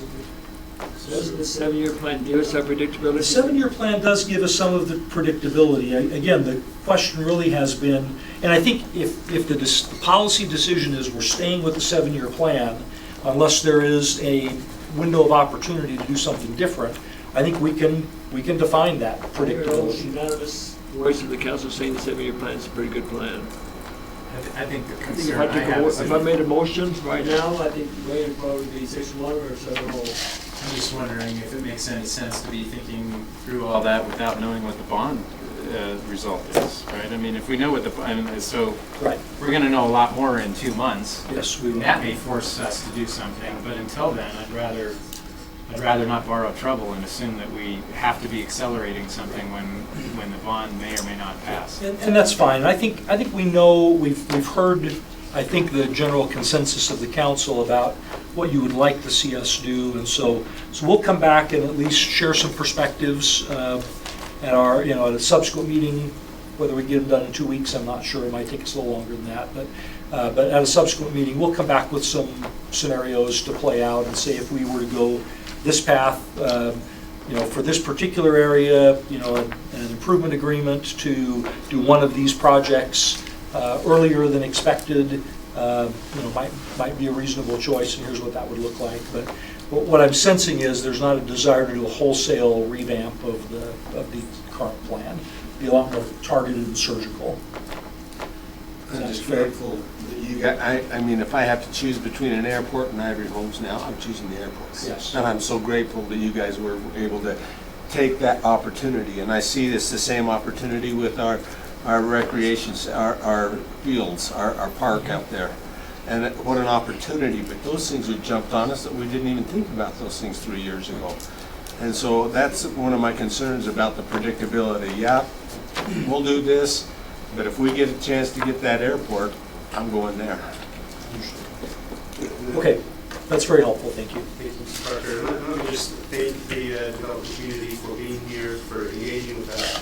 I understand sometimes it can be very frustrating, but let me just, on behalf of the council, just thank you and express that we really feel that you are important partners in creating the built environment of Provo. We can't do it without you, and we're doing our best to try to make the best decisions for the city, but also provide as much of that predictability for you. And so hope that we can continue to work with you in the future. We appreciate it. Thanks for your time. Thank you.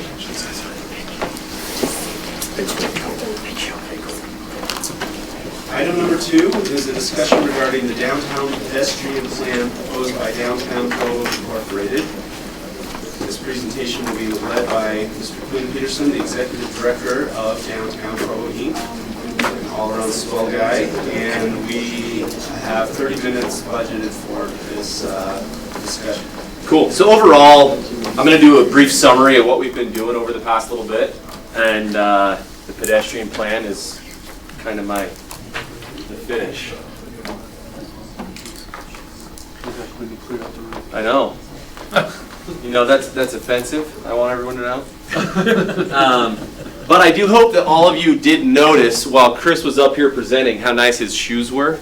He was wearing the Allen Edmonds Strand. It's my favorite pair of shoes at all, ever. They're really nice. So this is the printed copy. We're going to talk about it a little bit, but just so that you have it, I believe you also will receive a digital one. I think I sent that to you. So The question I have is, did you buy them from somewhere in downtown Provo? no. You cannot buy a new pair of Allen Edmonds in downtown Provo. But maybe a vintage pair. I've sold several vintage pairs at Unhinged. So. This is okay, can I try to do it? Sure.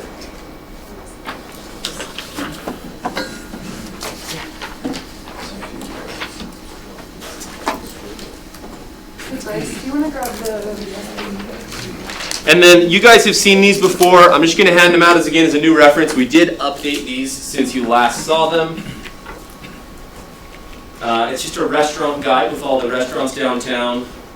There have been a few updates. It is still a couple months out of date, so there are a few that are... So, if you use the remote, it should affect that.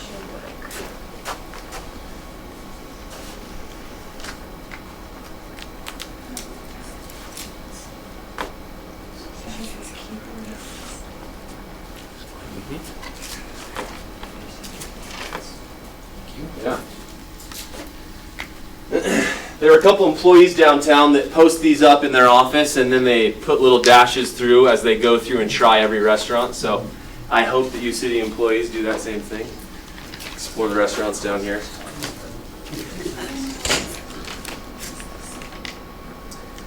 So while we're getting this presentation sorted, yeah, overall we just hope to sort of talk about a summary of what we've accomplished with the financial support that we get each year from City Council. Throughout the presentation, it's just kind of projects we've accomplished and some new areas of emphasis. Ask questions if you need anything clarified, or if you're curious, go ahead and put me on the spot.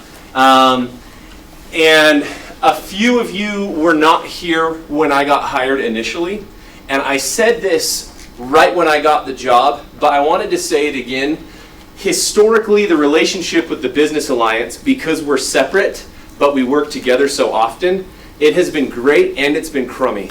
So if you guys as City Council have concerns maybe about projects or priorities, I just would really like communication so that I can tweak, adjust, answer questions, just to make sure that we always have open communication. Because historically, when it's been negative, no one has said anything and it's deteriorated, and then the relationship with the business community has just been poor. So we want to make sure we can stay on top of that. So I kind of summarize what we do into a couple categories. Residential awareness. There's so much of our community that doesn't realize how outstanding our downtown is. They don't realize what businesses are here, what amenities are here, the food that's available, hospitality options. There's just a lot downtown that the residents are unaware of. When I ran Unhinged, I was there for 5 years. We'd have people come in from the community and say, "This is such a cool store. How long have you guys been here? Are you new?" And we said, "We've been here for 5 years. Where have you been?" And that's a regular conversation with residents. And so that's a big part of what we do. Second is we do a lot of work with tourism. So this restaurant guide is a part of that. And we've expanded that work with tourism in this past year. And I'm going to show you how we've done that with a little bit of a... We now have the mural map, we have the retail and entertainment guide, we have the restaurant guide, and we've made them all digital on our app and on our website. And creating a space. When you come to downtown Provo, you may not come there for a specific restaurant or a specific retail space, but you come there because you know it's a destination and you can find something to do, somewhere to shop, and somewhere to eat. I will say that we have a lot of neighbors. In fact, it was mentioned here just a moment ago. We have neighbors to the north that received something like, like the mall.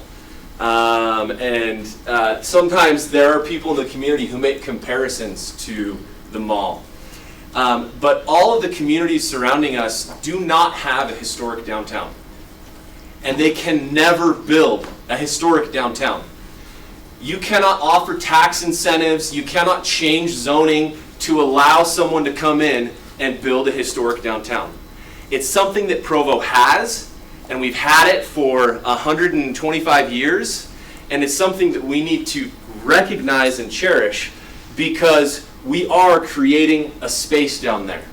And we do that through a lot of different avenues so that when you go there, you have a really neat experience that you want to tell your friends about. And that's another huge part of what we do. And then advocacy is the last one. We do a lot of work with policy, which is what this document is, to advocate for the downtown area and the business community. The most difficult thing to explain is the fact that we fill the gap. A lot of what we do you cannot really quantify. I cannot say I brokered this many conversations this year that made good things happen. That's really hard to explain. And so I just gave like one example. You may have heard Rockwell Ice Cream won this big competition, best ice cream in the country. And it was neat because I reached out to Nicole and I said, hey, this is a really cool thing that happened in Provo. Let's talk about it on social media. Well, the difficulty was they won it, but nobody had written any sort of article. So what do you post on social media? There's nothing to do. So in the same week that they won this, Sub-Zero won an A rating from PETA because they have some vegan options.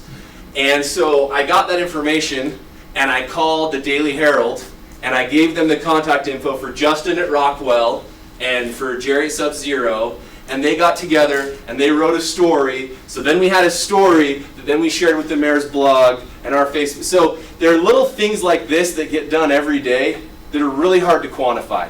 But this is an example of, I'm not the one who made the ice cream and I'm not the one who wrote the story. But our job is just to connect the right dots between the people who are doing great things so that the community and our visitors will recognize what's happening downtown. Yeah? So Quinn, we love your energy. Yeah, thanks. We love the things that you do, and I think you're going to be an important part of us solving our downtown parking problems. Your I look forward to it. Your input and perspective, and the fact that you've been so involved and going places with us to find solutions. Yeah. Yeah, we went on an awesome field trip. The whole time we went on this field trip for parking that you've probably heard about, I was texting my wife, and she was just dying that it was like a Parks and Rec episode because we were crammed in this van. There's 7 of us right next to Dave Harding, and I mean there wasn't even enough room for our elbows. So Dave was in the middle with his arms behind us like this, It was and I was too tall to fit in the van. So when we got out, my hair was like this the whole time we were in Salt Lake because I was rubbing on the roof of the car. That the same, isn't it always that? Oh, maybe. I can't really see it. Let's see here. It was much bigger. I thought Dave just liked you guys. It was tight quarters, very long day. It was a fun experience. But yeah, we hope to find solutions for the downtown continually. So one of the things we did this year are the light strings. The light strings were a cool project that was done 5 years ago, but several areas had broken, they'd fallen apart, and it has been so well received that we wanted to expand the program. So we expanded 2 blocks up University Avenue on both sides of University. We repaired an entire block that was missing on Center, and then several random strings that just weren't working any longer. So here's a handful of some of the new stuff. This is outside Good Move Cafe, and you can see it across the street as well, up this first block. Here's some additional up by Taste, Rockwell. So this is all the lighting that wasn't there last year. Since I've taken over, when I took over, our program, I literally didn't get paid for the first month because we didn't have any money because the program wasn't financially viable. And as we've run now for a couple of years, we've been financially profitable, and we've realized that's not the point of our organization. And so we budgeted a large amount of money for this project. This was expensive, but we have received an overwhelming amount of support for how it does, like I said, create a space downtown to really make a fun destination at night where you want to spend your time and walk around. We also approved some funding this year through my board to install additional bike racks throughout downtown. So we ordered these bike racks. We installed 11 along Center, and we did 5 up University. We had our little handbook with all the ADA everything, and I hope that we did it all right, but I think we did. The kiosks were kind of yucky. This is an interesting project just because they've been around for a bazillion years, and in fact, really no one, as I asked Provo Power and Parks and Rec, no one's really sure how long they've been there. When we investigated, there's actually light sockets in here, and Provo Power has no idea how those were ever powered, but they ran into the cement, so there was at one time power to these. We decided to renovate them, and we worked with Austin, who had some additional funding for the wayfinding downtown so that we could pull this off. When they were initially created, it fell under Parks and Rec's description of how they maintain the park downtown, which just hadn't really been done. We decided it was something we cared about a lot, so I've hired someone once a week that goes and cleans these kiosks. So they remove old posters, and then they go throughout downtown and remove all the posters off the light poles that are also not supposed to be there. I will say an obstacle that we're still working on, as we have additional entertainment going on downtown, additional venues going on downtown, and with these additional projects like the Temple and UVX, we've been losing kiosks, and our posters have been increasing, which is part of why we're getting these posters on the light poles. So there's a little bit of funding left over for 2 more kiosks that we're going to work with Parks on where those need to end up to hopefully have enough space for everything. Another thing that we created this year is the Friday feature. It's just another way that we thought was a strategic and effective way to spend some funding. We hire a photographer that goes out every week, and they take professional shots inside the businesses downtown. You've probably seen the Instagram takeover type things that businesses do. BYU does them regularly. So every Friday, we feature a different business downtown. So we take the professional shots of the team, the product, the space, and then on the stories for our Instagram, they just kind of show behind the scenes. You know, what do they do in a day? What is it like, you know, to work at Zions Bank? Or the next one we're working on is New Skin, actually. So right now, we actually have 51 paying members of DPI between small businesses and large businesses. And so that equals out to about 1 a week year-round. So that's our goal. We've done, I don't know, probably 25 of these now. Here's a few more. Lond Optical, Slate. Yeah, so the art stroll is another thing we've done forever, and we're just doing it better now. So this is an example of the map that goes out. It just shows all the different venues. This is the one from this weekend that just happened. It shows all the venues participating, who the artist is, how you can get there. This is a video, just like I've showed before, of what happened during the art stroll. This is one from a few months back, but we try to go around and highlight each of the different spaces and who's there. Question. We created these signs, yeah. So we're getting more and more murals. We are. I think I see one being painted on 5th South, like a tiger. Yes. And so how are we going to incorporate them into the various tours and make them a part of the experience? So our goal with the mural program we've created, we finish one mural each month, and it's done by first Friday. So if you notice actually here, the monthly mural is always the first item on the list. It has the location and who created it. This is a huge project that we took on, a monthly mural. That is a mural every month, and it takes weeks to paint. And so there's never a time that I'm not coordinating with artists, funding sources, property owners to try to get them lined up. But something that's really neat about the program is that the tiger one, for example, we didn't do. What's happened is I'm getting phone calls from all these artists and all these property owners that want to be a part of the program, and I cannot do 3 murals a month. And so often I'll say, okay, you talk to them, and they want a mural, and you want to make one, and this is about the right area, you figure it out. And then they go do their thing. The ones that are our monthly murals, we pay for. So we pay $1,500 per mural. That covers artist, time, expense, paint, supplies, and that's what we've budgeted. It's a lot of money, and I don't know how long we can sustain it, but we've done it over a year now, and it's been really well received. We have partnered a few times with other programs where we don't pay for it, like Ancestry. They came into town. This is just an example of filling the gap. They were coming to town. They were doing a conference here in the convention center, and they wanted their creative team to be in the community doing creative things. And they were having a really hard time lining up activities. They wanted to do like Gem Studio, Lulu's Crafty Corner, just have them go make art. And they couldn't really get some phone calls received. They're really struggling, and they're in San Francisco. And so one of the employees reached out to me, and I worked with them to line up all these things they were going to do. And I thought, you know, another thing that you could do while you're in town, I don't have an artist yet for the mural of the month that you're visiting. So if I line up a wall and you send me mock-ups, it was a ton of work, but it was a really fun experience, and it's one that we'll show you when we get to the mural program. We never have below 700 people. Sometimes we have over 2,000. It kind of depends on the weather, what artists are there for the art stroll. The maps. We showed you the restaurant guide. Here's a neat example of how we made a digital version of the restaurant guide that can be updated more quickly, and it includes the mural map. We have a lot of people that wonder, where are all the murals? Where's the newest one? Where's the one that looks like this? There's been a lot of that conversation on social media, so we've created a guide here that shows you exactly where all of them are. This also allowed for us to add another one that we've never done before, which is retail and entertainment. There's more than just food and murals that when people visit town, they want to see how to get there. So those are the three categories. So you can zoom in to where you're standing to see what's around me, or you can scroll through here and look for a specific type of food that you want to eat, and then it'll tell you where it is. So there's a couple different ways to use this tool,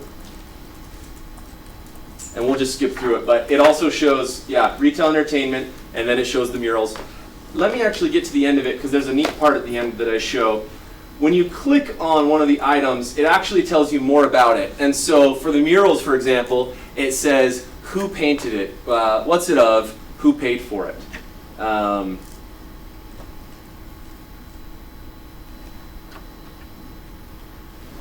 And this we built to service all the murals in the city, not just ours. So most of them now are ours that we've paid for and created, but there are a handful that are not, that just have popped up organically, like the new one on 5th South.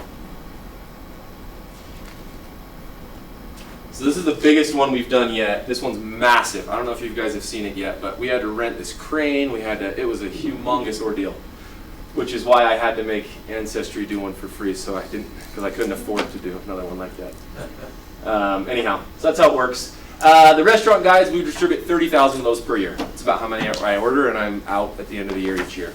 So here's a little bit more about the mural program. You had some council candidates here that didn't give a restaurant guide. Uh-oh. I got a whole stack. Which one? Was it yourself? I did mine away to the candidate. Yeah. And I know there's a few other candidates in the other room watching. So you guys can come down if you want one. There's room in here now. So here's that one that we just finished on the backside of June Audio. Well, on the east side of June Audio. It's monstrous. It was cool because she graduated from the design program. Her professor came out and he brought his family to help her because she had a tight deadline to get that one finished. So it's just a bunch of people playing music. This is the one that Ancestry just did. They started in Provo, and their first way of distributing family history information was on floppy disks, and so that was the inspiration for this first mural. This is cool. This is a lenticular, so it's like one of those stickers that when you tip it, it shows different images, but it's a shipping container. So if you stand different spots in the parking lot, it has different images, and so it's a phrase that says two different things because of how it's painted. There's just a few more of them. This is, let's see. This is an example of a fun project. This is not a pretty mural. When I renewed the membership for New Skin, they're one of our big donors. I asked them what we could do to help them. And the executives from New Skin, their offices are up on top. And they had been complaining to the property owner and to the police about some vulgar words that were painted on the roof of a building across the street, and the only people in the world who knew they were there were the New Skin executives. And they had worked, and I gave them all the phone numbers of the people to talk to, and no one had done anything. So I just went down to Home Depot and bought some spray cans, and I painted little clouds over the vulgar things. And so this is now my mural for the New Skin executives, so that they no longer see those nasty words, because no one was getting it done, and I felt like a vandal. One really neat thing about these murals, this has offset a whole bunch of marketing cost. We now, when we get these murals done, everyone wants to take pictures by them.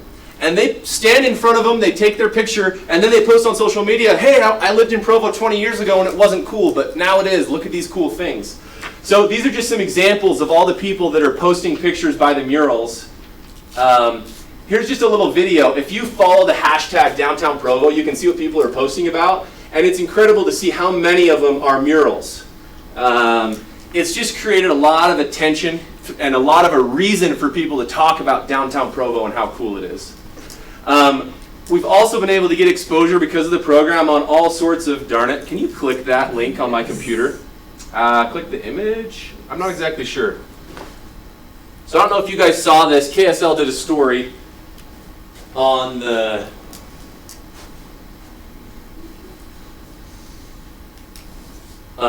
program, and they talk about not just the program but also the new map tool and how it works.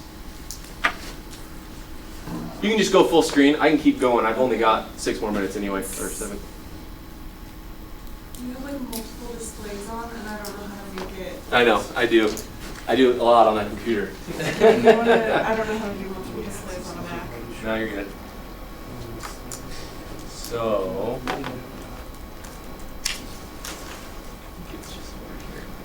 Oh, I think you're clicking your desktop.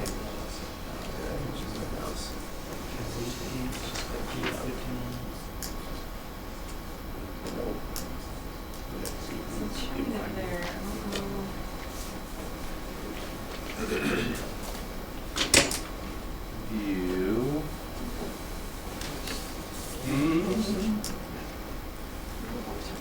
Well, I'll let you, well, let me, does this do anything? No? Okay. So, Oh, here we go. hey.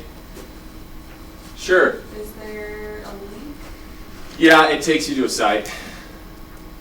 But, wow. Just open link, I guess? I don't know if there's audio, but go down and click on that video. Yeah.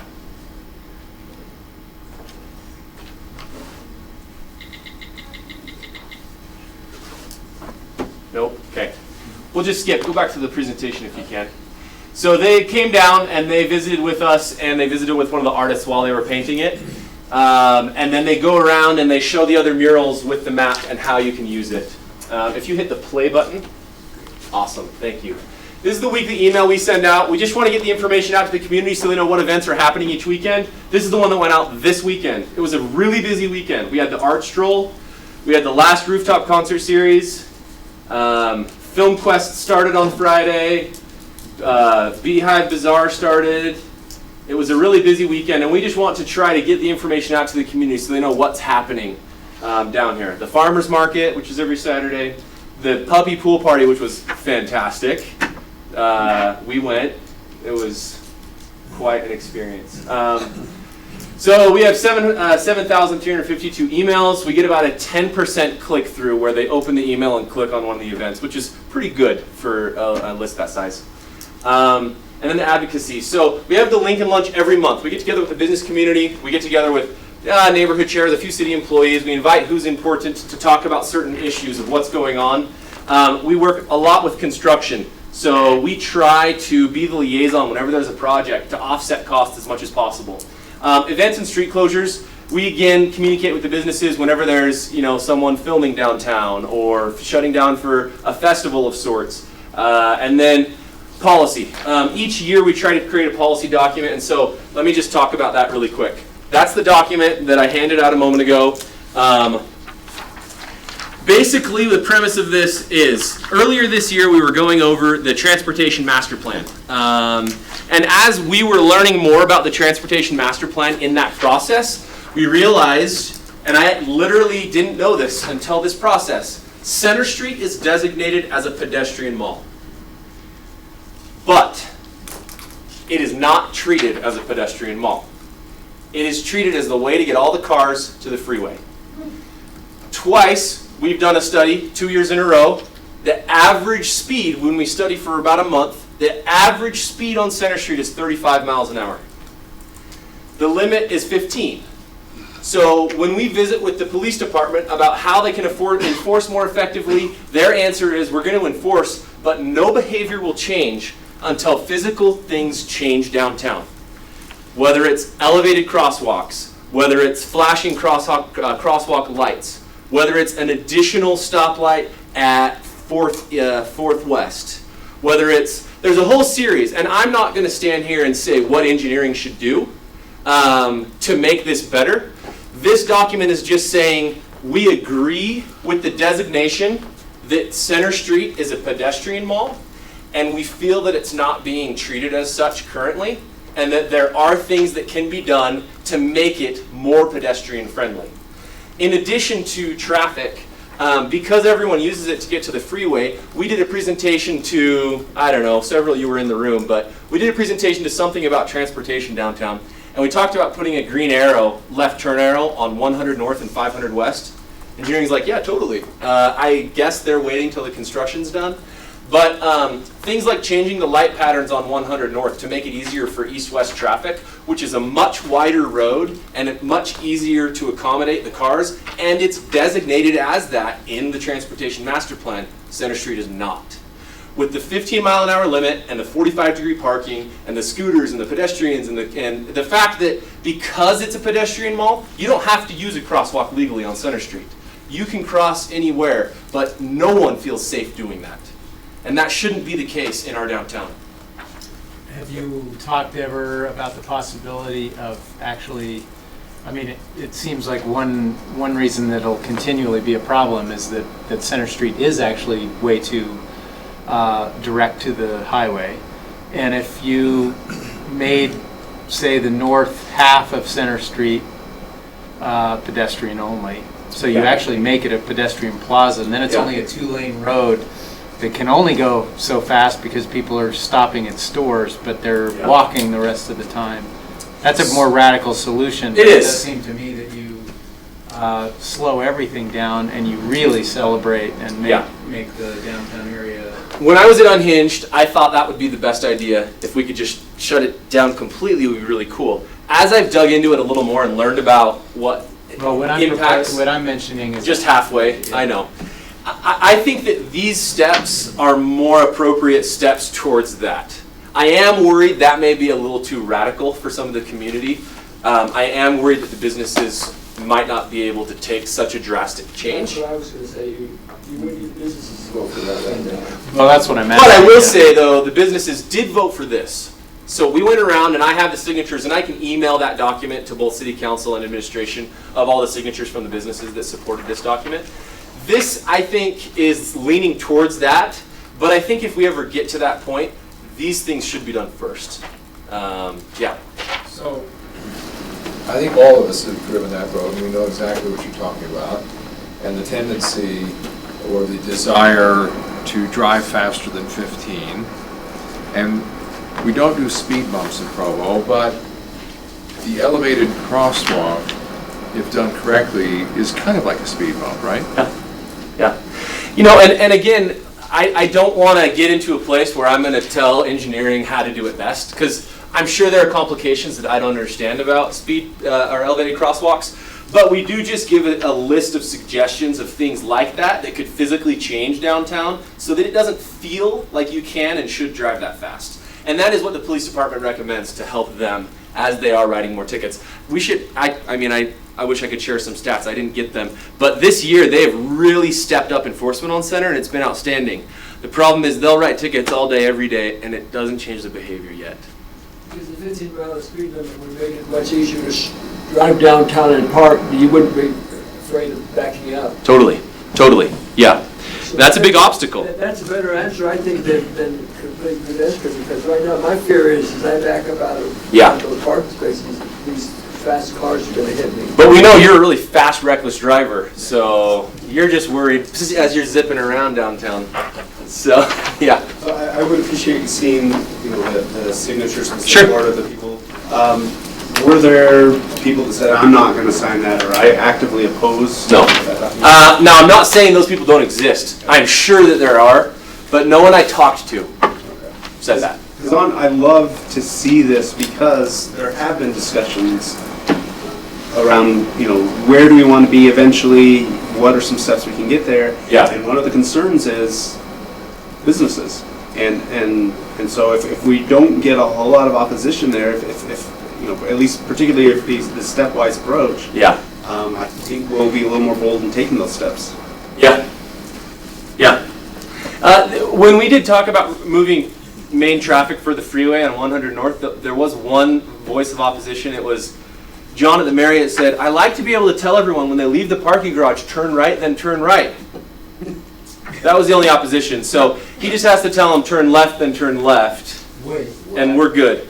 So, but I mean, I will say, I'm sure there are people I could find that are opposed to it. But the people who are engaged in our community come to my meetings, work with me on projects like this. Not a single one of them has spoke up opposed yet. Yeah. So that is this document. This was tailored and tweaked a little bit. We have been overwhelmingly pleased with how the parking document has been received. It has been super slow, but as we've been tweaking things downtown, we now have regular enforcement downtown, which is what we were asking for. They have a schedule where they're downtown, designated each day, certain hours. It's on a schedule. It's been really helpful. Additionally, the second request we made in our last document was wayfinding. Right now, if someone doesn't know where to park or they feel that there's no parking downtown, they don't know how to find a parking structure or a parking lot because the wayfinding is crummy. We just finished the rest of that signage that can get people to those structures, so we've bridged a second gap. There is still a third obstacle, which is overcoming the signage and relationships with the parking structures, especially because we own so many of them, but they're managed poorly. That's the last kind of obstacle in the document we made last year. This is the position this year. I think I'm out of time, so let me just show. This is how we're funded, $250 a membership for small businesses if they don't come to the lunches, $500 if they do. And then we have $10,000 key sponsors from BYU, PEG, Coca-Cola, Marriott, Nu Skin, and Zions Bank. The city matches. We have additional revenue sources that I've created as well. Advertising in the restaurant guides. We sell UTA passes with a small markup. The banner space downtown and additional programs we find to create revenue. This city program is they match our funding on a quarterly basis up to $75,000 per year. The past projects, this I just wanted to include because this is my slide from last time I presented in November. And we've accomplished every single one of these things that were my future project goals. We're excited about the future of DPI. I will say though, with our current funding structure, we can't keep growing. We've hit our max. Now that we've kind of utilized funding sources downtown and we have built out these programs like the murals and the lighting and the Friday feature and all these things, now we could tweak what we're doing to say maybe we could spend a little more money here, a little less money here. I think that we're in a comfortable place. And I think it's important that we have consistency now and we continue doing what we can. And I think we've found a good kind of equilibrium financially. But we will look into additional revenue sources on how we can expand and continue growing the program like we have. Yeah. Neighborhood matching grants. Get that neighborhood chair, work with them and get that $5,000. Yeah, that's a great idea. I mean, we apply, we get RAP tax grants for things like the mural program. We apply it for, we haven't done that one though. Yeah, we haven't done that one though. And now you have a partner. I do, yeah. We did just elect a neighborhood chair to represent the residents and we're working with them. We're working with the neighborhood chair right now to get volunteers. There's actually a mass planting on September 17th, which is just here in a few days, to replenish and clean up the planters downtown. There's a whole bunch of new foliage that's coming in. There's just a lot of those planters that look pretty bad currently. And we really feel that downtown's park and those planters should be the most important. And I don't just say that because I run downtown, but I think it is quite a statement about our community. So we're cleaning those up, and that'll be done before the end of this year with Parks. Parks is spearheading it. We're just lining up volunteers to help. Anything else? Any other questions you've got? Feel free to reach out. You're all invited to, I know Gary Winterton attends, and I usually send the invites to Elizabeth as well. So if you guys want to come to a board meeting or a Lincoln lunch, every third Wednesday, that's when we do them. 8 a.m. is the board meeting. Feel free to attend, and then the lunch is with all the businesses and community members at noon on that third Wednesday. It's the 18th this month, so it'll be next Wednesday. So anyhow, cool. Thanks. Thank you. We're out of time. I can't. Appropriately expressed, but I believe it's the consensus of the council. But we are thrilled that you are leading DPI, and I would argue that we have never, I think this is pretty easy to say, we've never received such value from our investment in DPI as we're getting now, and so. I walk out of board meetings exhausted.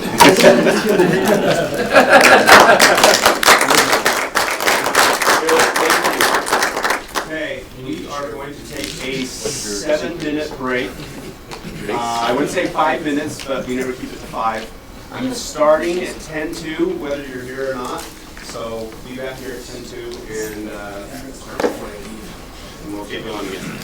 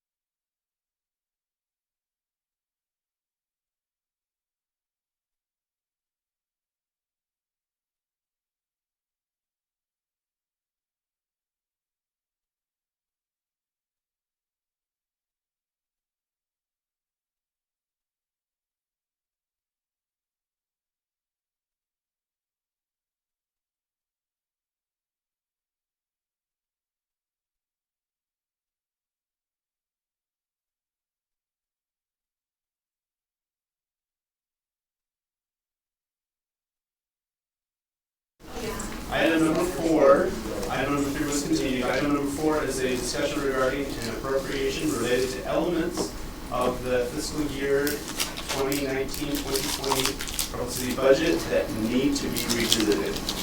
This presentation will be given to us by Mr. David Mortensen, Budget Officer and Controller.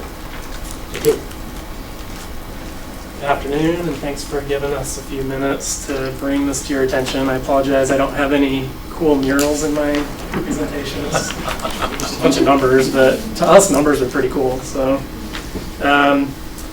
as most of you know, I think all of you know, our budget document is quite large. The document that we publish every year is a large document with a lot of information, and the spreadsheets that go into that are even larger, the detail for every department and every function. And what we found as we entered in the budget and started the new year and started processing transactions is that there were some formula errors in the budget spreadsheets. So the information that was intended to be carried onto the budget schedules that get into the budget book that's approved by the council didn't make it. The formulas were wrong, so amounts didn't make it onto the final approved budget. So up here is a summary of what those are. They're primarily chargebacks. And so one good thing about that is that although it's an increased expense to some department or function, it's also an increased revenue to another fund.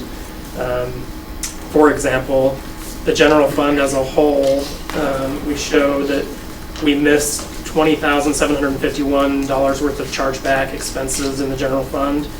But we also, there was a formula error that we missed $90,000 and change of a transfer in from the water fund for admin overhead. So overall, the general fund with these corrections will be better off. Obviously, not every fund is like that, but so just going through, I know that's maybe a little bit hard to read, but I can go through the effect that this has on each of the different functions and maybe each of the different chargeback funds. So the columns up at the top, that's different chargeback funds or functions. Employee benefits is the first one. So in total, we show that $19,819 should be paid to the employee benefits fund, which wasn't captured on the original budget spreadsheets. The insurance fund is the next column. That one, $47,618. It should go to that fund. For facility, you can combine facility core and facility contracts. Those combined is about $45,000. And then admin overhead, there was just the one budget spreadsheet error of $90,000 from the water fund. The one kind of outlier in all of this that's not like the others is there's $90,000 here that customer service had included on their supplemental requests. And it was approved to be included in the budget, but just didn't make it from that supplemental request spreadsheet onto our spreadsheet that we use to present to you.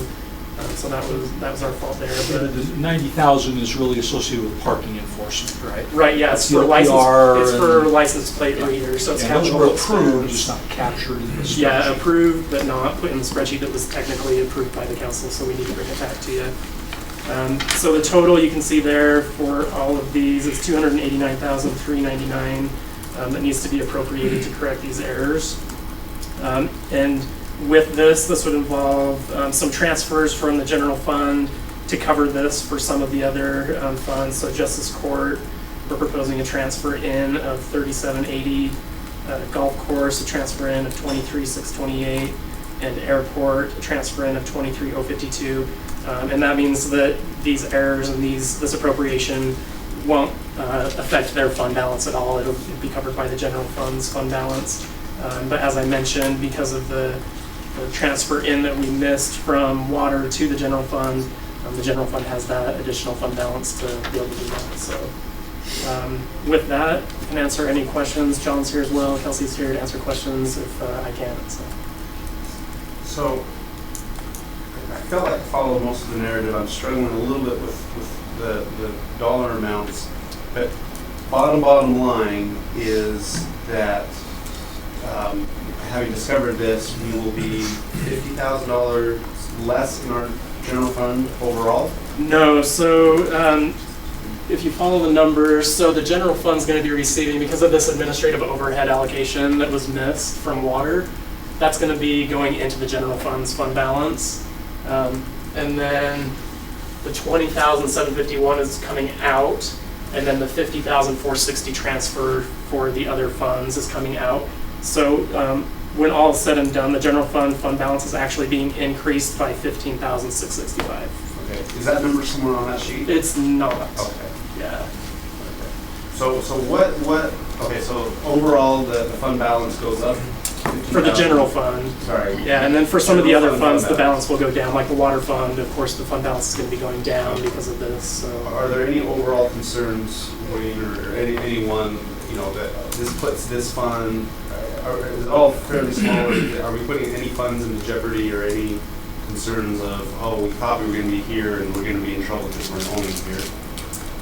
No, the only thing I would just say is, particularly with the airport and the golf course, they were, you know, the net subsidy from the general fund to the golf course and the airport increased, but not significantly. But we don't like it, and it's one of those things where I know that we've had this in years past. But we try to learn from our mistakes and try to make sure that this doesn't reoccur again.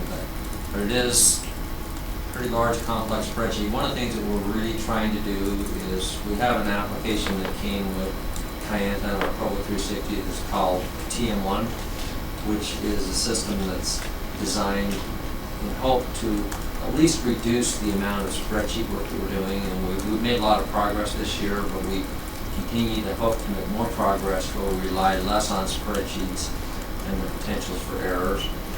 But just as a reminding that it's over a $200 million budget, it's just hard to, but once again, we still don't like it. You know, we like to be precise and to not have to come back and show you that we made a mistake. But that's what it is. It's just some inconsistencies of a large, complex spreadsheet that has multiple sheets and whatnot. But as far as the overall picture, no, I don't think it's significant. Any other questions? This is kind of an awkward question, but I can see so many things. This all has to do with numbers and categories. How often do we check on where the money is spent? I look at controls. Are we looking at our controls here so we find mistakes in our control systems of where that money is going also? We try to check everything. So we know where that money's going. I've just heard, you hear horror stories, and I just want to make sure that the money that we're spending is being spent as we believe it's being spent. Well, we try to review it. We have our pursuit department as well as our accounts payable department, and we look at where things are being spent, what they're being spent for. We try to critique it and make sure that it's meeting those guidelines and rules. Can we guarantee it? No, but we do our best. Of course, we also have the auditors that come in and kind of review all the transactions, the transaction limits and funds and whatnot, and so they provide another check. So we do our best, particularly as management as well as the finance department. And I appreciate that, and I know you do, and I just bring it up because I hear horror stories once in a while, and I'm grateful for the efforts and the work that you do. Horror stories, things going on in other cities? Or? Yeah, misappropriations. I mean, we had fines, and when we come back and say, oh, we made a mistake, well, people just say, well, what other mistakes are you making too? Are people spending the money? And I just like to reassure them that we are always on control. We know where the money's going. Sometimes they get put in different categories, but we know where the money is going when we spend it. So, and one of the ways that these errors were caught was we're getting everything set up for our new system, and we're going in and trying to make sure that everything balances and that everything's proper, and that's how we got this. You know, we were trying to get things set up for the new year and go through as a second check. So, yeah, we want to catch it. And one of the things that we're hoping to do next year that we talked about is with this TM1 application, being able to actually run it, load the information automatically or download it into our system, check it, make sure it balances in the system as well as in the spreadsheet before we deliver to the council. So those are some of the things we're trying to do going forward. Thank you. And you guys, I am very grateful for you. Okay. Thank you for your time, and we just wanted to make sure you were aware of this. As soon as we caught it, we wanted to bring it to you, so, and we'll bring it back for the work Should of be on the the agenda. policy session in 2 weeks. So. Thank you very much. Thank you. Item 5 is a discussion regarding a proposed ordinance amendment to Provo City Code to reduce off-street requirements on multifamily developments if certain conditions are met. This will be presented by Mr. Robert Mills, Provo City Planner. We have this budgeted for 20 minutes. Thank you, council members. Just to give a little bit of background on this, the Housing Committee approached staff requesting us to kind of analyze and maybe come up with some language that would allow residential projects that are not in the downtown or the ITOD zones a possible way of receiving a parking reduction based on their merits and some contextual elements that would be there, and specifically a transportation demand management program. Currently in our code, in section 1437.050 that deals with parking requirements, we are allowing in certain circumstances a little bit of flexibility in off-street parking requirements for commercial, industrial, and public facilities. That's how the code reads currently, but we do not allow any sort of parking reduction for residential facilities, residential uses. The purpose of this is to add those types of uses to those that could receive a parking reduction.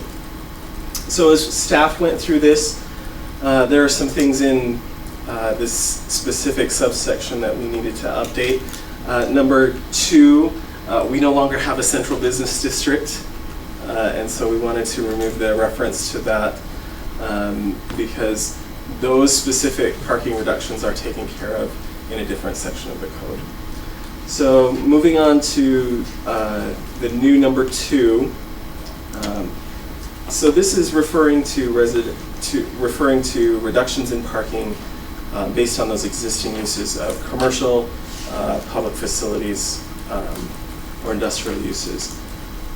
Previously, the Planning Commission was able to allow a reduction based on a conditional use permit.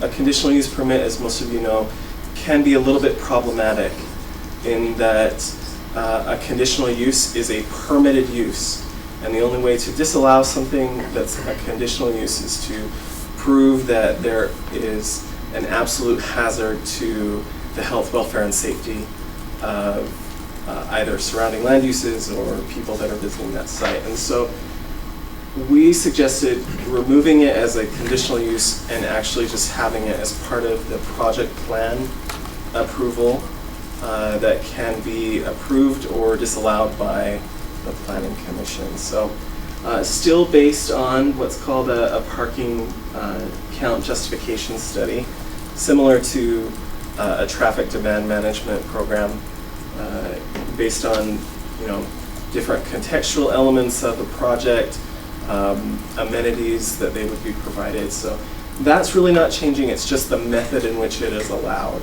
is going to change that we're proposing. You can go down a little bit. Most of that remains the same. In this document, you'll find some information back and forth between Mr. Jones and me, and we're just trying to find the best way to word this, and it's still an ongoing process. The type of agreement that would be used in this situation, the jury's still out on that one, right, Brian? As far as what we're saying in that one. Yeah. So we just wanted to show you that there are some things that are still ongoing as far as developing this language, but basically an agreement would be recorded between the applicant and the city, spelling out all of those requirements that would be in that parking justification study. You can go down, Bryce. then it gets to the main crux of what we're talking about is a reduction in off-street parking for residential projects based on a transportation demand management program. And this is all new for this particular section of the code, but basically it provides a way for applicants to justify a reduction of their parking based on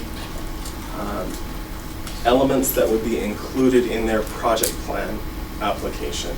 Some of which would include robust bicycle amenities, and Austin, Taylor, and I have been talking about ways that we could adjust this, because he also has an amendment to this section that's coming before you as well, to require a certain amount of bicycle parking.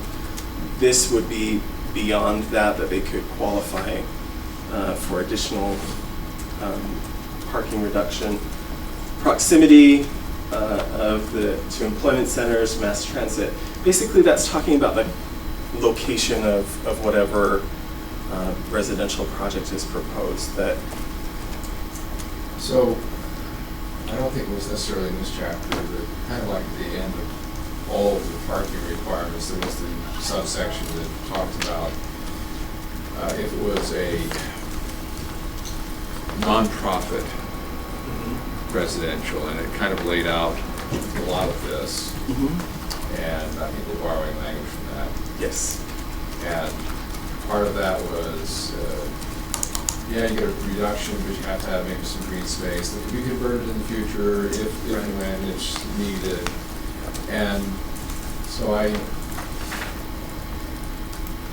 just dawned on me that Startup Crossing was a kind of a non-profit or a subsidized deal, and they had that corner which was subsequently sold off and not converted into parking, and should have been.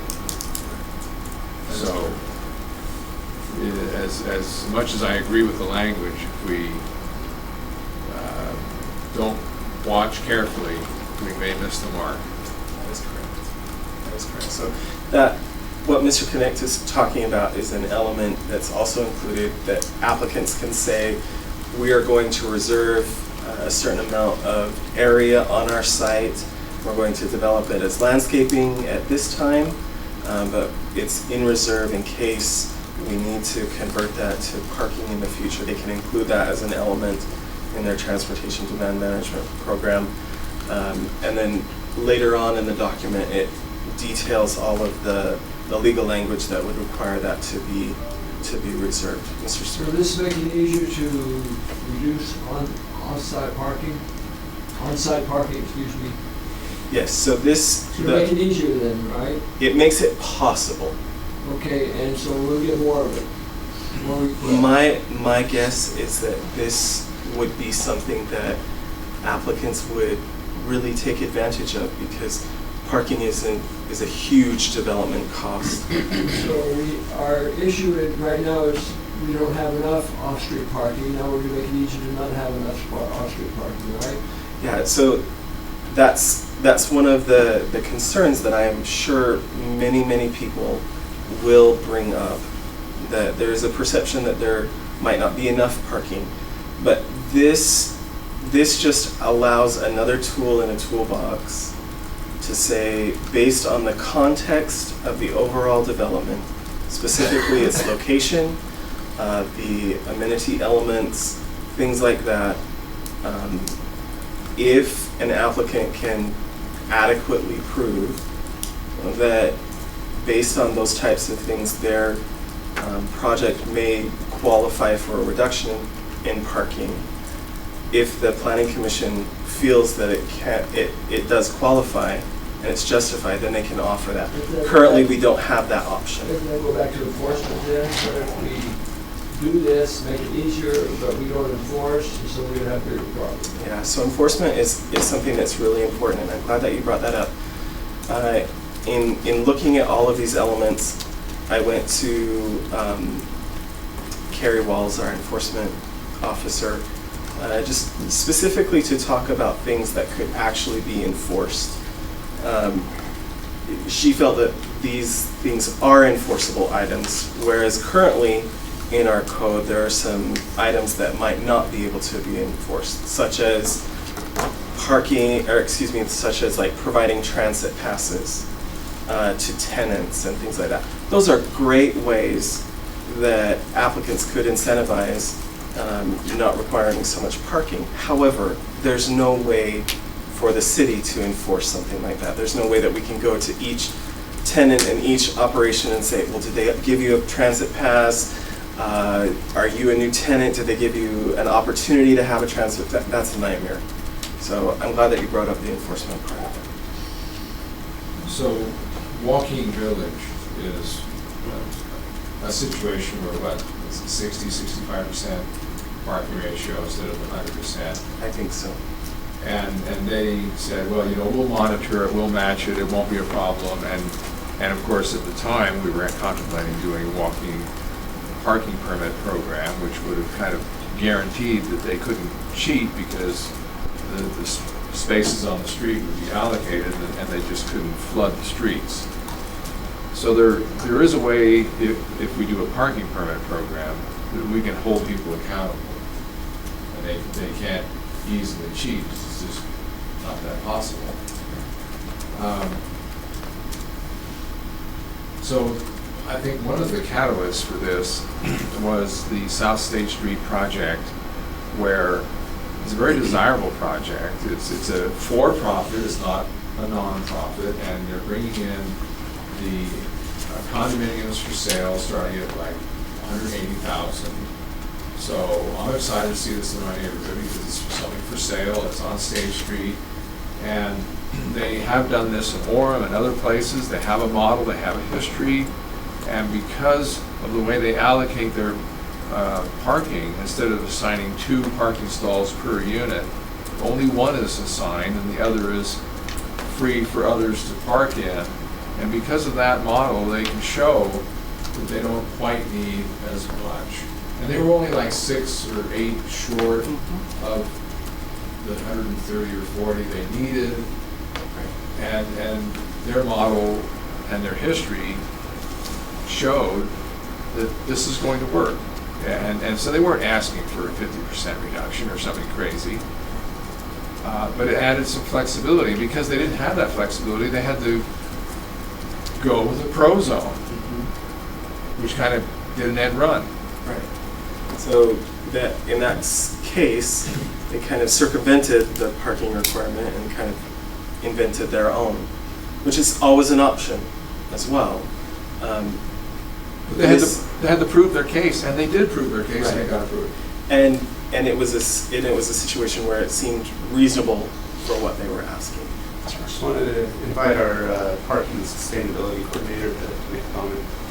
So the first thing that I want to say is the cost of parking is significant, not to the user. I mean, any of us who drive cars anywhere, we're never paying for parking in Provo. There's hardly anywhere you actually have to pay.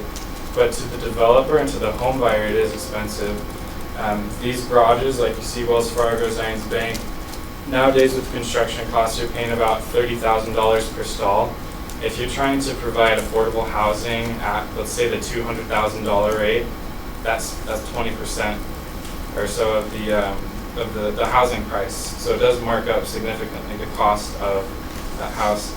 And the second thing I'd say is that I do go around and check parking often, nights, weekends, holidays, just like looking at garages and lots. And in talking to Liberty Center across the street, so they have so much parking that they give the first one free to every tenant, and then they can sell a second one at a certain amount. But there are always empty spaces in their own personal garage. And then the second example is Wells Fargo, where 63 East has dedicated spaces. They have signs on them. And anytime I've been in that garage, I have seen maybe half, maybe a little bit less than half of those spots vacant. So I don't think, I think the number that we're requiring right now, it's not too little. And it could even be lowered just based on what's being built right now, the demand.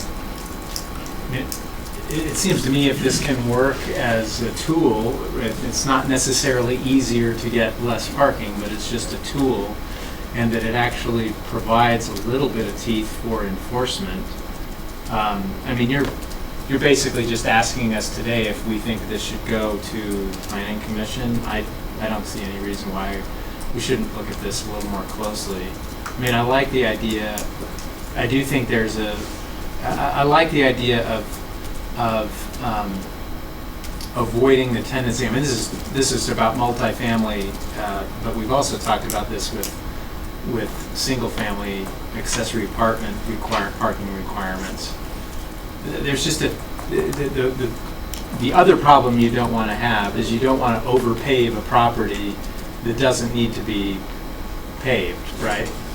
Because that then cuts out green space, it cuts out landscaping, it may make it uglier, it may make it more likely that it just sort of ends up being a maintenance problem and a site problem, and for resale value that can create some problems. So if there's a little bit of flexibility there for us, not so much for the, I mean, I see this as flexibility for us rather than seeing that as a kind of leeway for people to do whatever they want. I mean, am I understanding that? I think so, and I think that what we understood from the Housing Committee was the intent is to provide a way that applicants could prove and empirically prove to the Planning Commission that based on a number of elements relating to their project, that reducing a parking standard would be justified, and that they could do that, and that there would also be a way that the city could make sure that over time that parking reduction was still applicable and still justified. I think until things change in the future, we're still working on the premise, like with students, that they're going to have a car. There are exceptions, but the overall is that you can assume they're going to have a car. And so if the assumption is that students and adults in the family, I mean, we make assumptions. And if you want to say, well, that assumption is not going to be true in my case, that not everyone's going to have a car, that it shouldn't be one-to-one per driver or bedroom or whatever the standard is, well, fine, but the burden of proof is on you to prove that a reduction is warranted, and you have a plan, and I like that, rather than when, maybe it was 2009, we did the ITOD, and we said, well, 50%, that ought to work, and they didn't have to come in with a plan. They just got a free pass, and that didn't work out so good with some of the projects. Right. And I think, just speaking broadly, there are some other elements, speaking about parking, that contribute to that. When there's a myriad of available on-street parking for free, then it makes a difference in how people use a parking structure, right? Those are things that hopefully over time we can continue to look at and say, take a kind of a multifaceted approach to really looking at parking in Provo and saying, what are the different elements? Not one singular thing is not going to be the silver bullet that saves parking in Provo. It's kind of a multifaceted approach to that. And so hopefully that's something that we can move toward. This just provides one more element within that.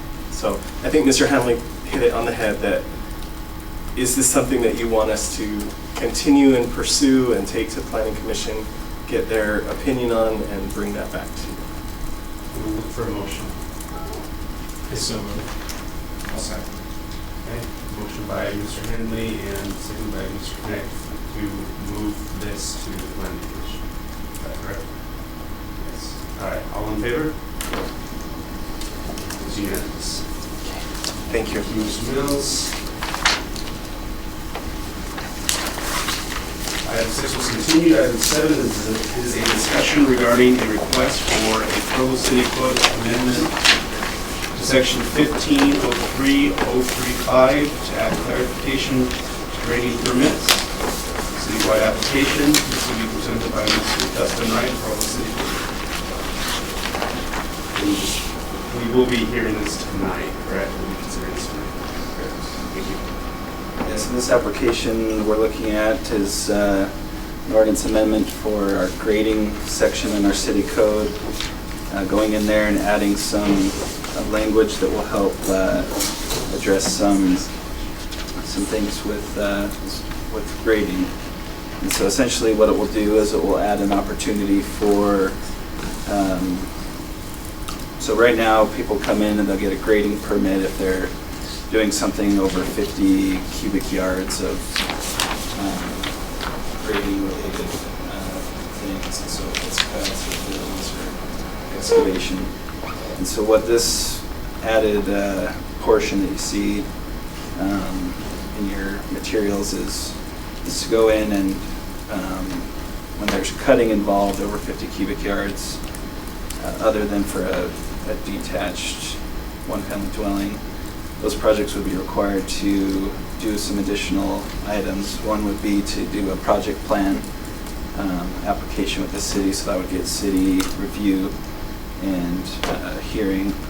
The other would be that they produce a revegetation mitigation plan along with that. So in the event that, or when they complete the project, how they convert everything back to more of a natural look or landscape, or if the project would fall through, how that could be mitigated. And so as part of that, there'd also be a bond requirement they'd post with the city, and the amount necessary to be able to get that back to its state or to complete the project. And if they do that, then the bond gets released back to them. And if they don't complete it, then the bond money gets used to complete or fix the situation. So essentially that's what this ordinance amendment's looking to do, is to help fix some stuff and clarify the process that they'd go through for grading in that circumstance. So if there's any questions, I'd be happy to answer. I think engineering might be able to help as well.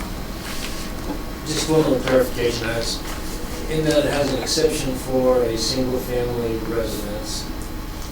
How does if someone goes in to do a development, like maybe a 5-lot or a 10-lot development, don't they already have to have a project plan or bond covered anyway, or is this, where does that fit in? Because it's for a single-family residence, but they're really doing more than just one. I couldn't quite. They do already have to have a project plan. In fact, this, as drafted, this kind of creates some redundancy in the sense that the project plan is already going to be required pretty much, I think, every time that this would come up anyway. The reason why we mentioned the project plan here again is to highlight the issue that they have to do both the project plan and the mitigation plan, and that the amount of the bond is going to be one of those. And so, and it actually refers to, when it talks about the bond, it says the applicant shall post a cash bond which shall be equal to the greater of the amount required under Provo City Code 1503-280. That's the bond that's already required for doing for your landscaping for your project plan. So it's the greater of the amount already required by the code, or the amount that the Director of Development Services thinks is necessary to do the mitigation if the mitigation comes into play. But that's a good question about how to interpret the exemption.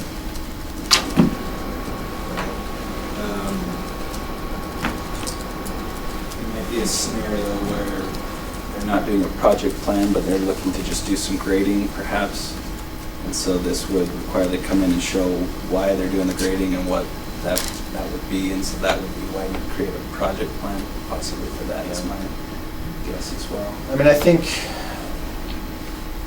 as I read this right now, I don't know that we've thought about that. If somebody came in and they were doing, like you were saying, a 5-unit development of all one-family homes, and the only thing that they were pulling permits were for one-family homes, but it just happened to be 5 one-family homes, I think the exemption would probably apply, and the only thing they would have to do is the project plan and the landscaping bond already required by the code, and not the new. So, I guess the question is. So does it need to be tightened? Well, I don't know, that's a question probably for those who. Yeah, I'm not trying to. Yeah, I don't have enough experience to know if that's, what we're if trying that to puts us capture at with this risk is- at all. Mostly, I mean, the thing, the instant that spawned this was, gravel mining, right? Rather than building homes. And so it would still apply in all of those kind of instances, and in all commercial, and where there's a development so big that it requires grading, like the ones we just looked at earlier, right? Those are also big, but they're not going to be just single-family homes. There's clubhouses and stuff. So it's going to apply in all of those instances. It would only not apply in a project that consisted only of single-family homes. So and that's an open question for the council about whether that's tight enough or not. So, We're going to be hearing this tonight. I'm curious if between now and then you can just take a peek, and if there was a way to clear up that ambiguity.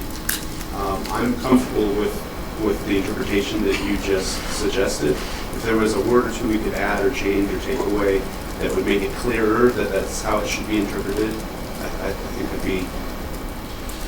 Well, that's fine, but I guess the question is that what's intended?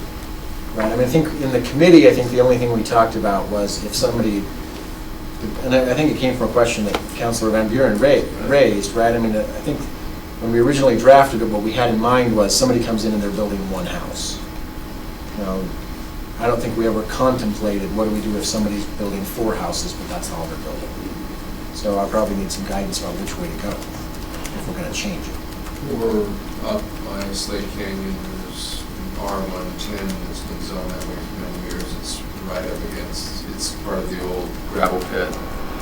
And the owner of that property has been told, no, you cannot just go and remove all sorts of material. And I think it was as many as 50 homes. But it would just be single family. Well, they're going to be building roads, right? I mean, my reading here is if you literally, the only permit you will be pulling is for building a single-family home. And can we just clarify that we mean one single-family home? If that's what we mean, we can. Yeah. I mean, I guess, I don't know if this is a separate question that Kay's raising here, but I mean, is there, it hadn't been on our radar as a concern that there weren't strict enough guidance for applications for multiple single-family home developments. That feels like a very different question, but on the other hand, it could be, I mean, I don't know, this conversation about the Terra development or a place like that that's being proposed in the foothills where grading suddenly becomes quite a concern. I certainly don't want to create a loophole that just because somebody's proposing 200 single-family homes that they're not subject to this. But we talked about the amount, though, also. The amount that you can take out. 50 cubic yards. If it's less than 50 cubic yards, it doesn't even apply. And so if they're doing more, then does it apply anyway? So they'd have to, if they're doing more than one house, they'd have to go in and look at that. I think the way that it's written is that if you're over 50, you have to apply unless it can be over 50 if you're doing a single family detached. So I guess, oh, sorry, Councilor Sewell. I would just say, wording-wise, it's pretty easy. I think if we just change it to say other than a permit related only to the development of a single detached one-family dwelling, makes it crystal clear what we're saying. The policy question for you is what I just read off. That's basically for a permit related to development of a single detached one-family dwelling. Well, that kind of assumes that the infrastructure, the streets, and everything else are in place. You're buying a lot that is it's ready to go, but it's not quite ready. So I guess if engineering or ComDev wants to weigh in on that. Defer to Casey on that, probably. Casey, you're real quiet. I like it better. But I don't know, I'm not a builder or developer, so Kane's a bit more. Well, I'm not even looking at it from a standpoint a little bit, but more like just what was it saying? I just trying to. Right. Mr. Chair, I think that's the way I had interpreted it originally. I was just wondering if that would address the concern that you raised if we clarified it that way. So it was just, the exemption would be just for one. I'm not sure. I'm thinking more of just a small, I'd say you've got a piece of ground that could have 2 or 3 lots, big enough for 3 homes. But to get them ready to sell, you want to go clean them up and then that would throw you into this grading policy where really you're not, you know. So if you actually have 3 individual lots, then you pull 3 permits. Maybe that's how you can get through that. I'm going to add the subdivision process, Casey, would there be the grading permit requirement? So if it's a 3-lot subdivision, would you be required to do a grading permit? It would go through the plan approval process, subdivision process, and it would have a grading permit associated with the excavation work in that area. And as we looked at this wording in Public Works, what we saw was possibly providing an opportunity for us to fill some of the deficiency it may have with respect to revegetation. I mean, we already inspected the grading work that's done to make sure that it's compacted back in place and they do like the excavation trench for a geotechnical work or any type of refill. It just strengthens the ability to have some revegetation on some of those larger parcels.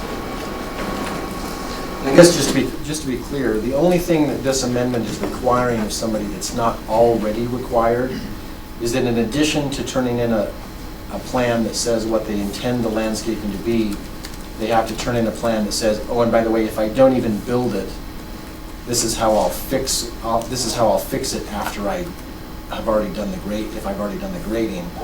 And so that's the extra work requirement, and then the extra money requirement is only if the Department of Development Services determines that it would cost more to do the mitigation plan than it would cost to do the landscaping plan. And then they have, and if so, then they have to post the bigger one.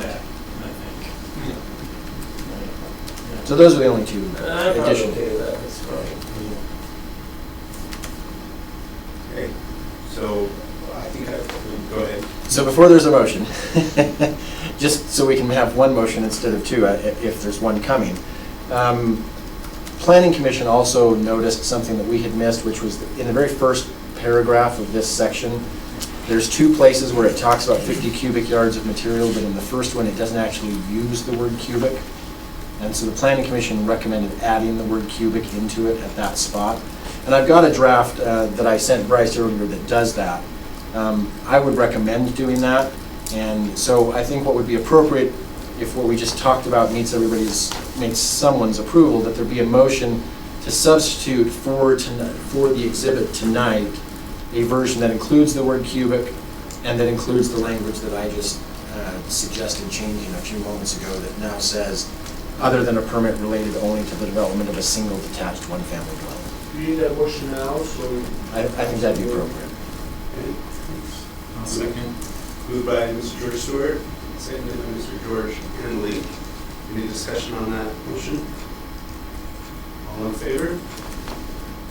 It's unanimous. Okay. So Bryce, I'll send you that updated one and then we'll have it for tonight. Okay, thank you, Mr. Wright. Item 8 is a discussion regarding ordinance to amend Provo City Code to establish minimum bicycle parking standards. Presented by Mr. Austin Taylor, Parking Sustainability Coordinator. If I could just ask the council, we'll be discussing this tonight, so if we can, if we have questions that we want Mr. Taylor to address between now and then. Other than that, let's keep our discussion to minimum. We're already 5 minutes behind. So. And I'll be quick. Deal with the PowerPoint first. Just click next. Okay. So, in reading the bicycle master plan that the council adopted in 2014, I've been reviewing things that we could do that would make it easier for people to get around without a car. And one of the deficiencies we have right now is that in cases like Startup Crossing, 63 East, developers are building things where they hope people will not drive as much, but the type of bicycle parking they're providing is not the type that people would like to use.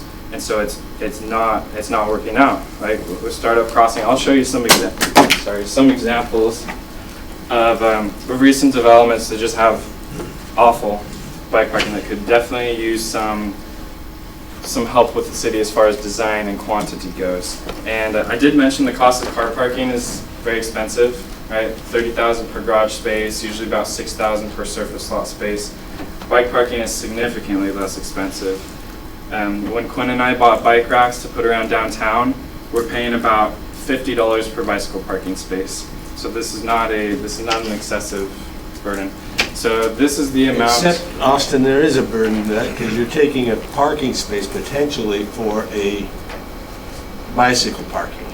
If you're having to take for a car. Yeah. So there is a cost to that still to the developer. If he has to provide that in addition to the same amount of parking that you were asking before, that becomes a cost to him. Yeah, that is true. It does take land space. That's correct. You can fit 10 in the space of one car. Right.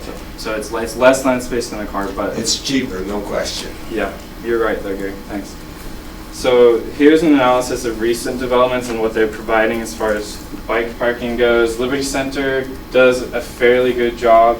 They have racks inside of their garage, which that's good. It's secure. But I'll point out again, Startup Crossing, right? This is in the ITOD zone. This is like it's supposed to be cream of the crop, transit-oriented development.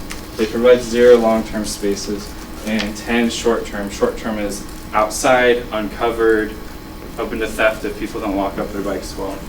So not the best.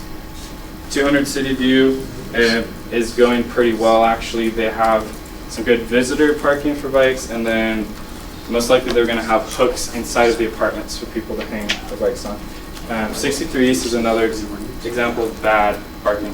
Here's Startup Crossing. All right, this is what people are supposed to use. You can notice what mode of transportation they prefer with the cover over the cars, and then very little thought to this.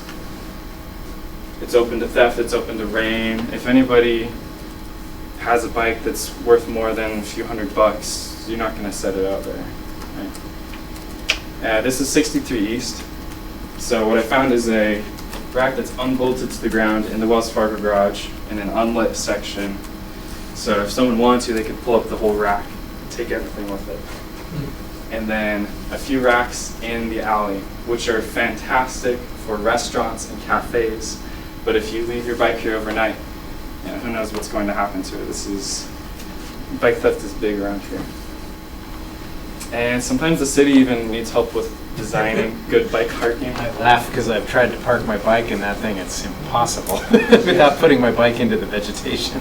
So the way that you're supposed to use this, if you're following the rules of Center Street, because you're not supposed to ride on the sidewalk, is you ride up here, there's a curb, so you stop, you get off your bike while cars are moving, you lift it over the curb, you try to lock onto one of these, which the space is not wide enough for like a mountain bike tire, and then you have to walk through this narrow roadway as people are going supposedly 15 miles per hour. So it's just not a good design. And so even the city can do better with our design. So what this code what it would do is, it would do 2 different things. It would suggest that or it would require a certain quantity of bike parking, both short-term and long-term, and the design type, so that we wouldn't end up with bad stuff like this. And this is supported by the general plan. The general plan states that Provo City will significantly increase bike facilities. Employers can provide convenient, secure bike parking for employees and customers, as well as the bike master plan says that Provo should adopt design standards for short and long-term parking to ensure that quality amenities are available to bicyclists. So this is what the design would be. This is short-term bike parking. The criteria that's adopted by the Association of Bicycle and Pedestrian Professionals is that they should contact the bike at 2 points so that it doesn't tip over when you walk it. So these are all the immediately approved designs that a developer could purchase. These are very inexpensive, usually $100 or so, and put in. If they want to get creative, artistic, they could mock something up and then the development services people would approve it or not. But it has to meet that criteria of touching the frame at 2 points, and then it must be installed so that it doesn't block any ramps, sidewalks. That's all laid out in the code proposal. For long-term parking, this is secured from weather, from theft. If you go in the New Skin underground parking garage, you'll see an example of this. There's a fenced-in area where employees will keep their bikes. Adobe in Lehigh has a bike room like this. There's that new development on 500 North and Freedom Boulevard, the 7-story one by the rec center. That one will also have a bike room like this. So long-term parking has to be locked, gated, secured from weather, just like this. And then someone who has a valuable bicycle will feel safe using something like that. As well, it has to be either in the first floor of a building or garage, or ramped or accessible with an elevator, so that they're not expecting people to hike it up over some stairs. And these are some examples of the quantity. There's a big chart, just like there is for car parking, that's in the code, but I just wanted to throw these examples to you. There are 2 different categories, basically, that people could comply with. They could choose the general requirement that would just apply to any development, and this is all zones, or the higher standard. And Robert was talking about, and under the transportation demand management section, to get to try to show that you can get car parking reduced. It said that you should have robust bicycle parking. But what's that measure? What is robust? This would quantify what robust means. And all these ratios come recommended to the city from our bike master plan in 2014. And the numbers come from the Association of Bicycle and Pedestrian Professionals. So on multifamily, remind me the difference between 0.5, 0.1, long-term, short-term. So the difference with this would be the visitors would be more likely to come in an area where there's more biking happening. And so the short term is intended for visitors. Okay, got it. That's it. The thing that I sent you all. If there's any questions about this. Took the 10 minutes, so. Chair Harding? Yes.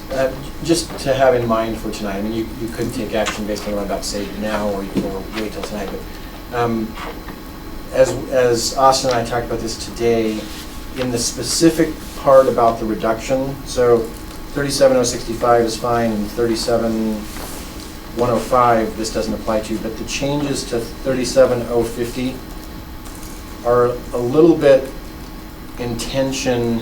I don't know about their intention. They complement the changes that Robert just talked to you about, and it's a little. And right now, the actual wording that we have in it right this very minute probably needs to be tweaked to match that, or to take into account what that's planning to do before it gets approved. I guess what I'm saying is, I don't think the changes to the reduction section are ready for tonight without some tweaking. Is that? So let's not do it tonight. So we could, I mean, you could continue the whole thing. You could pull that section out and do the other 2 parts. Either one of those would be fine, but that needs some tweaks. We'll take it all together. Yeah, and we were talking about that you could possibly combine the two, Robert's thing and my With thing. the other item going to the planning commission now for review, would this be something that could just be, like, the changes that would need to be made with this, it could be approved as is, and then the changes could be included with that proposal that's going to the planning commission? Not quite, because for instance, the main problem I pointed out is that right now this says that there are reductions in single family and multifamily allowed. And the section that Robert is proposing to change has a sentence in it right now that this doesn't propose removing that says no reductions are allowed in residential areas. So that sentence needs to be removed in order to not be in conflict with this, or else 2 lines of this table need to be removed not to be in conflict with that sentence. Does that make sense? Just based on the timing that we have, let's continue this discussion tonight. And it is a first hearing, so it can automatically be continued by rule tonight anyway. So. Can I just ask a quick question? The Amanda Knight Hall thing is on tonight as well, and because this seems relevant to that, I mean, I don't know, in the proposal that they sent, Bryce sent us today, I didn't see anything about biking. I don't know, it just occurs to me that if this is legislation in process, Brian, does this allow us to require Amanda Knight Hall to make sure that they have sufficient biking To parking? meet the minimum standards. It would if the public notice for this potential change occurred before they submitted their plan, which I don't know the answer to that. There was that little hiccup with it not getting on the agenda. Can you look into that? Well, it was on the planning For commission tonight. agenda, which was noticed for tonight, so it just depends when the planning commission initially noticed it. I don't know, it's just an issue that I wanted to bring up with the Amanda Knight thing. I like what they're proposing, but I don't know why they wouldn't have sufficient biking parking there. It seems pretty obvious. And the developers have met with Bill Pepperoni, and I was on vacation, they're trying to meet with me, I couldn't, but they'd call me, and they're looking at so many different options as far as providing parking and reducing demand for parking. They want to have a bike share station when that comes on site. They want to have scooter staging in the mornings. There are a lot of parking lots around them owned by Brick Oven, BYU, hundreds of spots within a block or two of walking distance. And if they can somehow negotiate a deal, that opens up a ton of parking too. Do they have a completed preliminary project plan yet? I don't know that. So That's the a good question. CMU, I don't know if this considers CMU? This applies This to is all all zones. zones. Okay. And so it's not really, the question isn't really when their rezone application went in, it's whether or not they have a preliminary project plan that would be affected by this design requirement. So, but I can send an email and see if I can figure that out. All right, look forward to the discussion this evening. The Municipal Council / Governing Board of the Redevelopment Agency will now consider a motion to close the meeting. A closed session has been requested. It's my understanding that there's one item that regards character and competence of an individual, which is an approved statutory reason for a closed session. We would like to move to close the meeting. Okay, second. Barry, I saw Gary's hand first, so Mr. Smith did seconds. All in favor?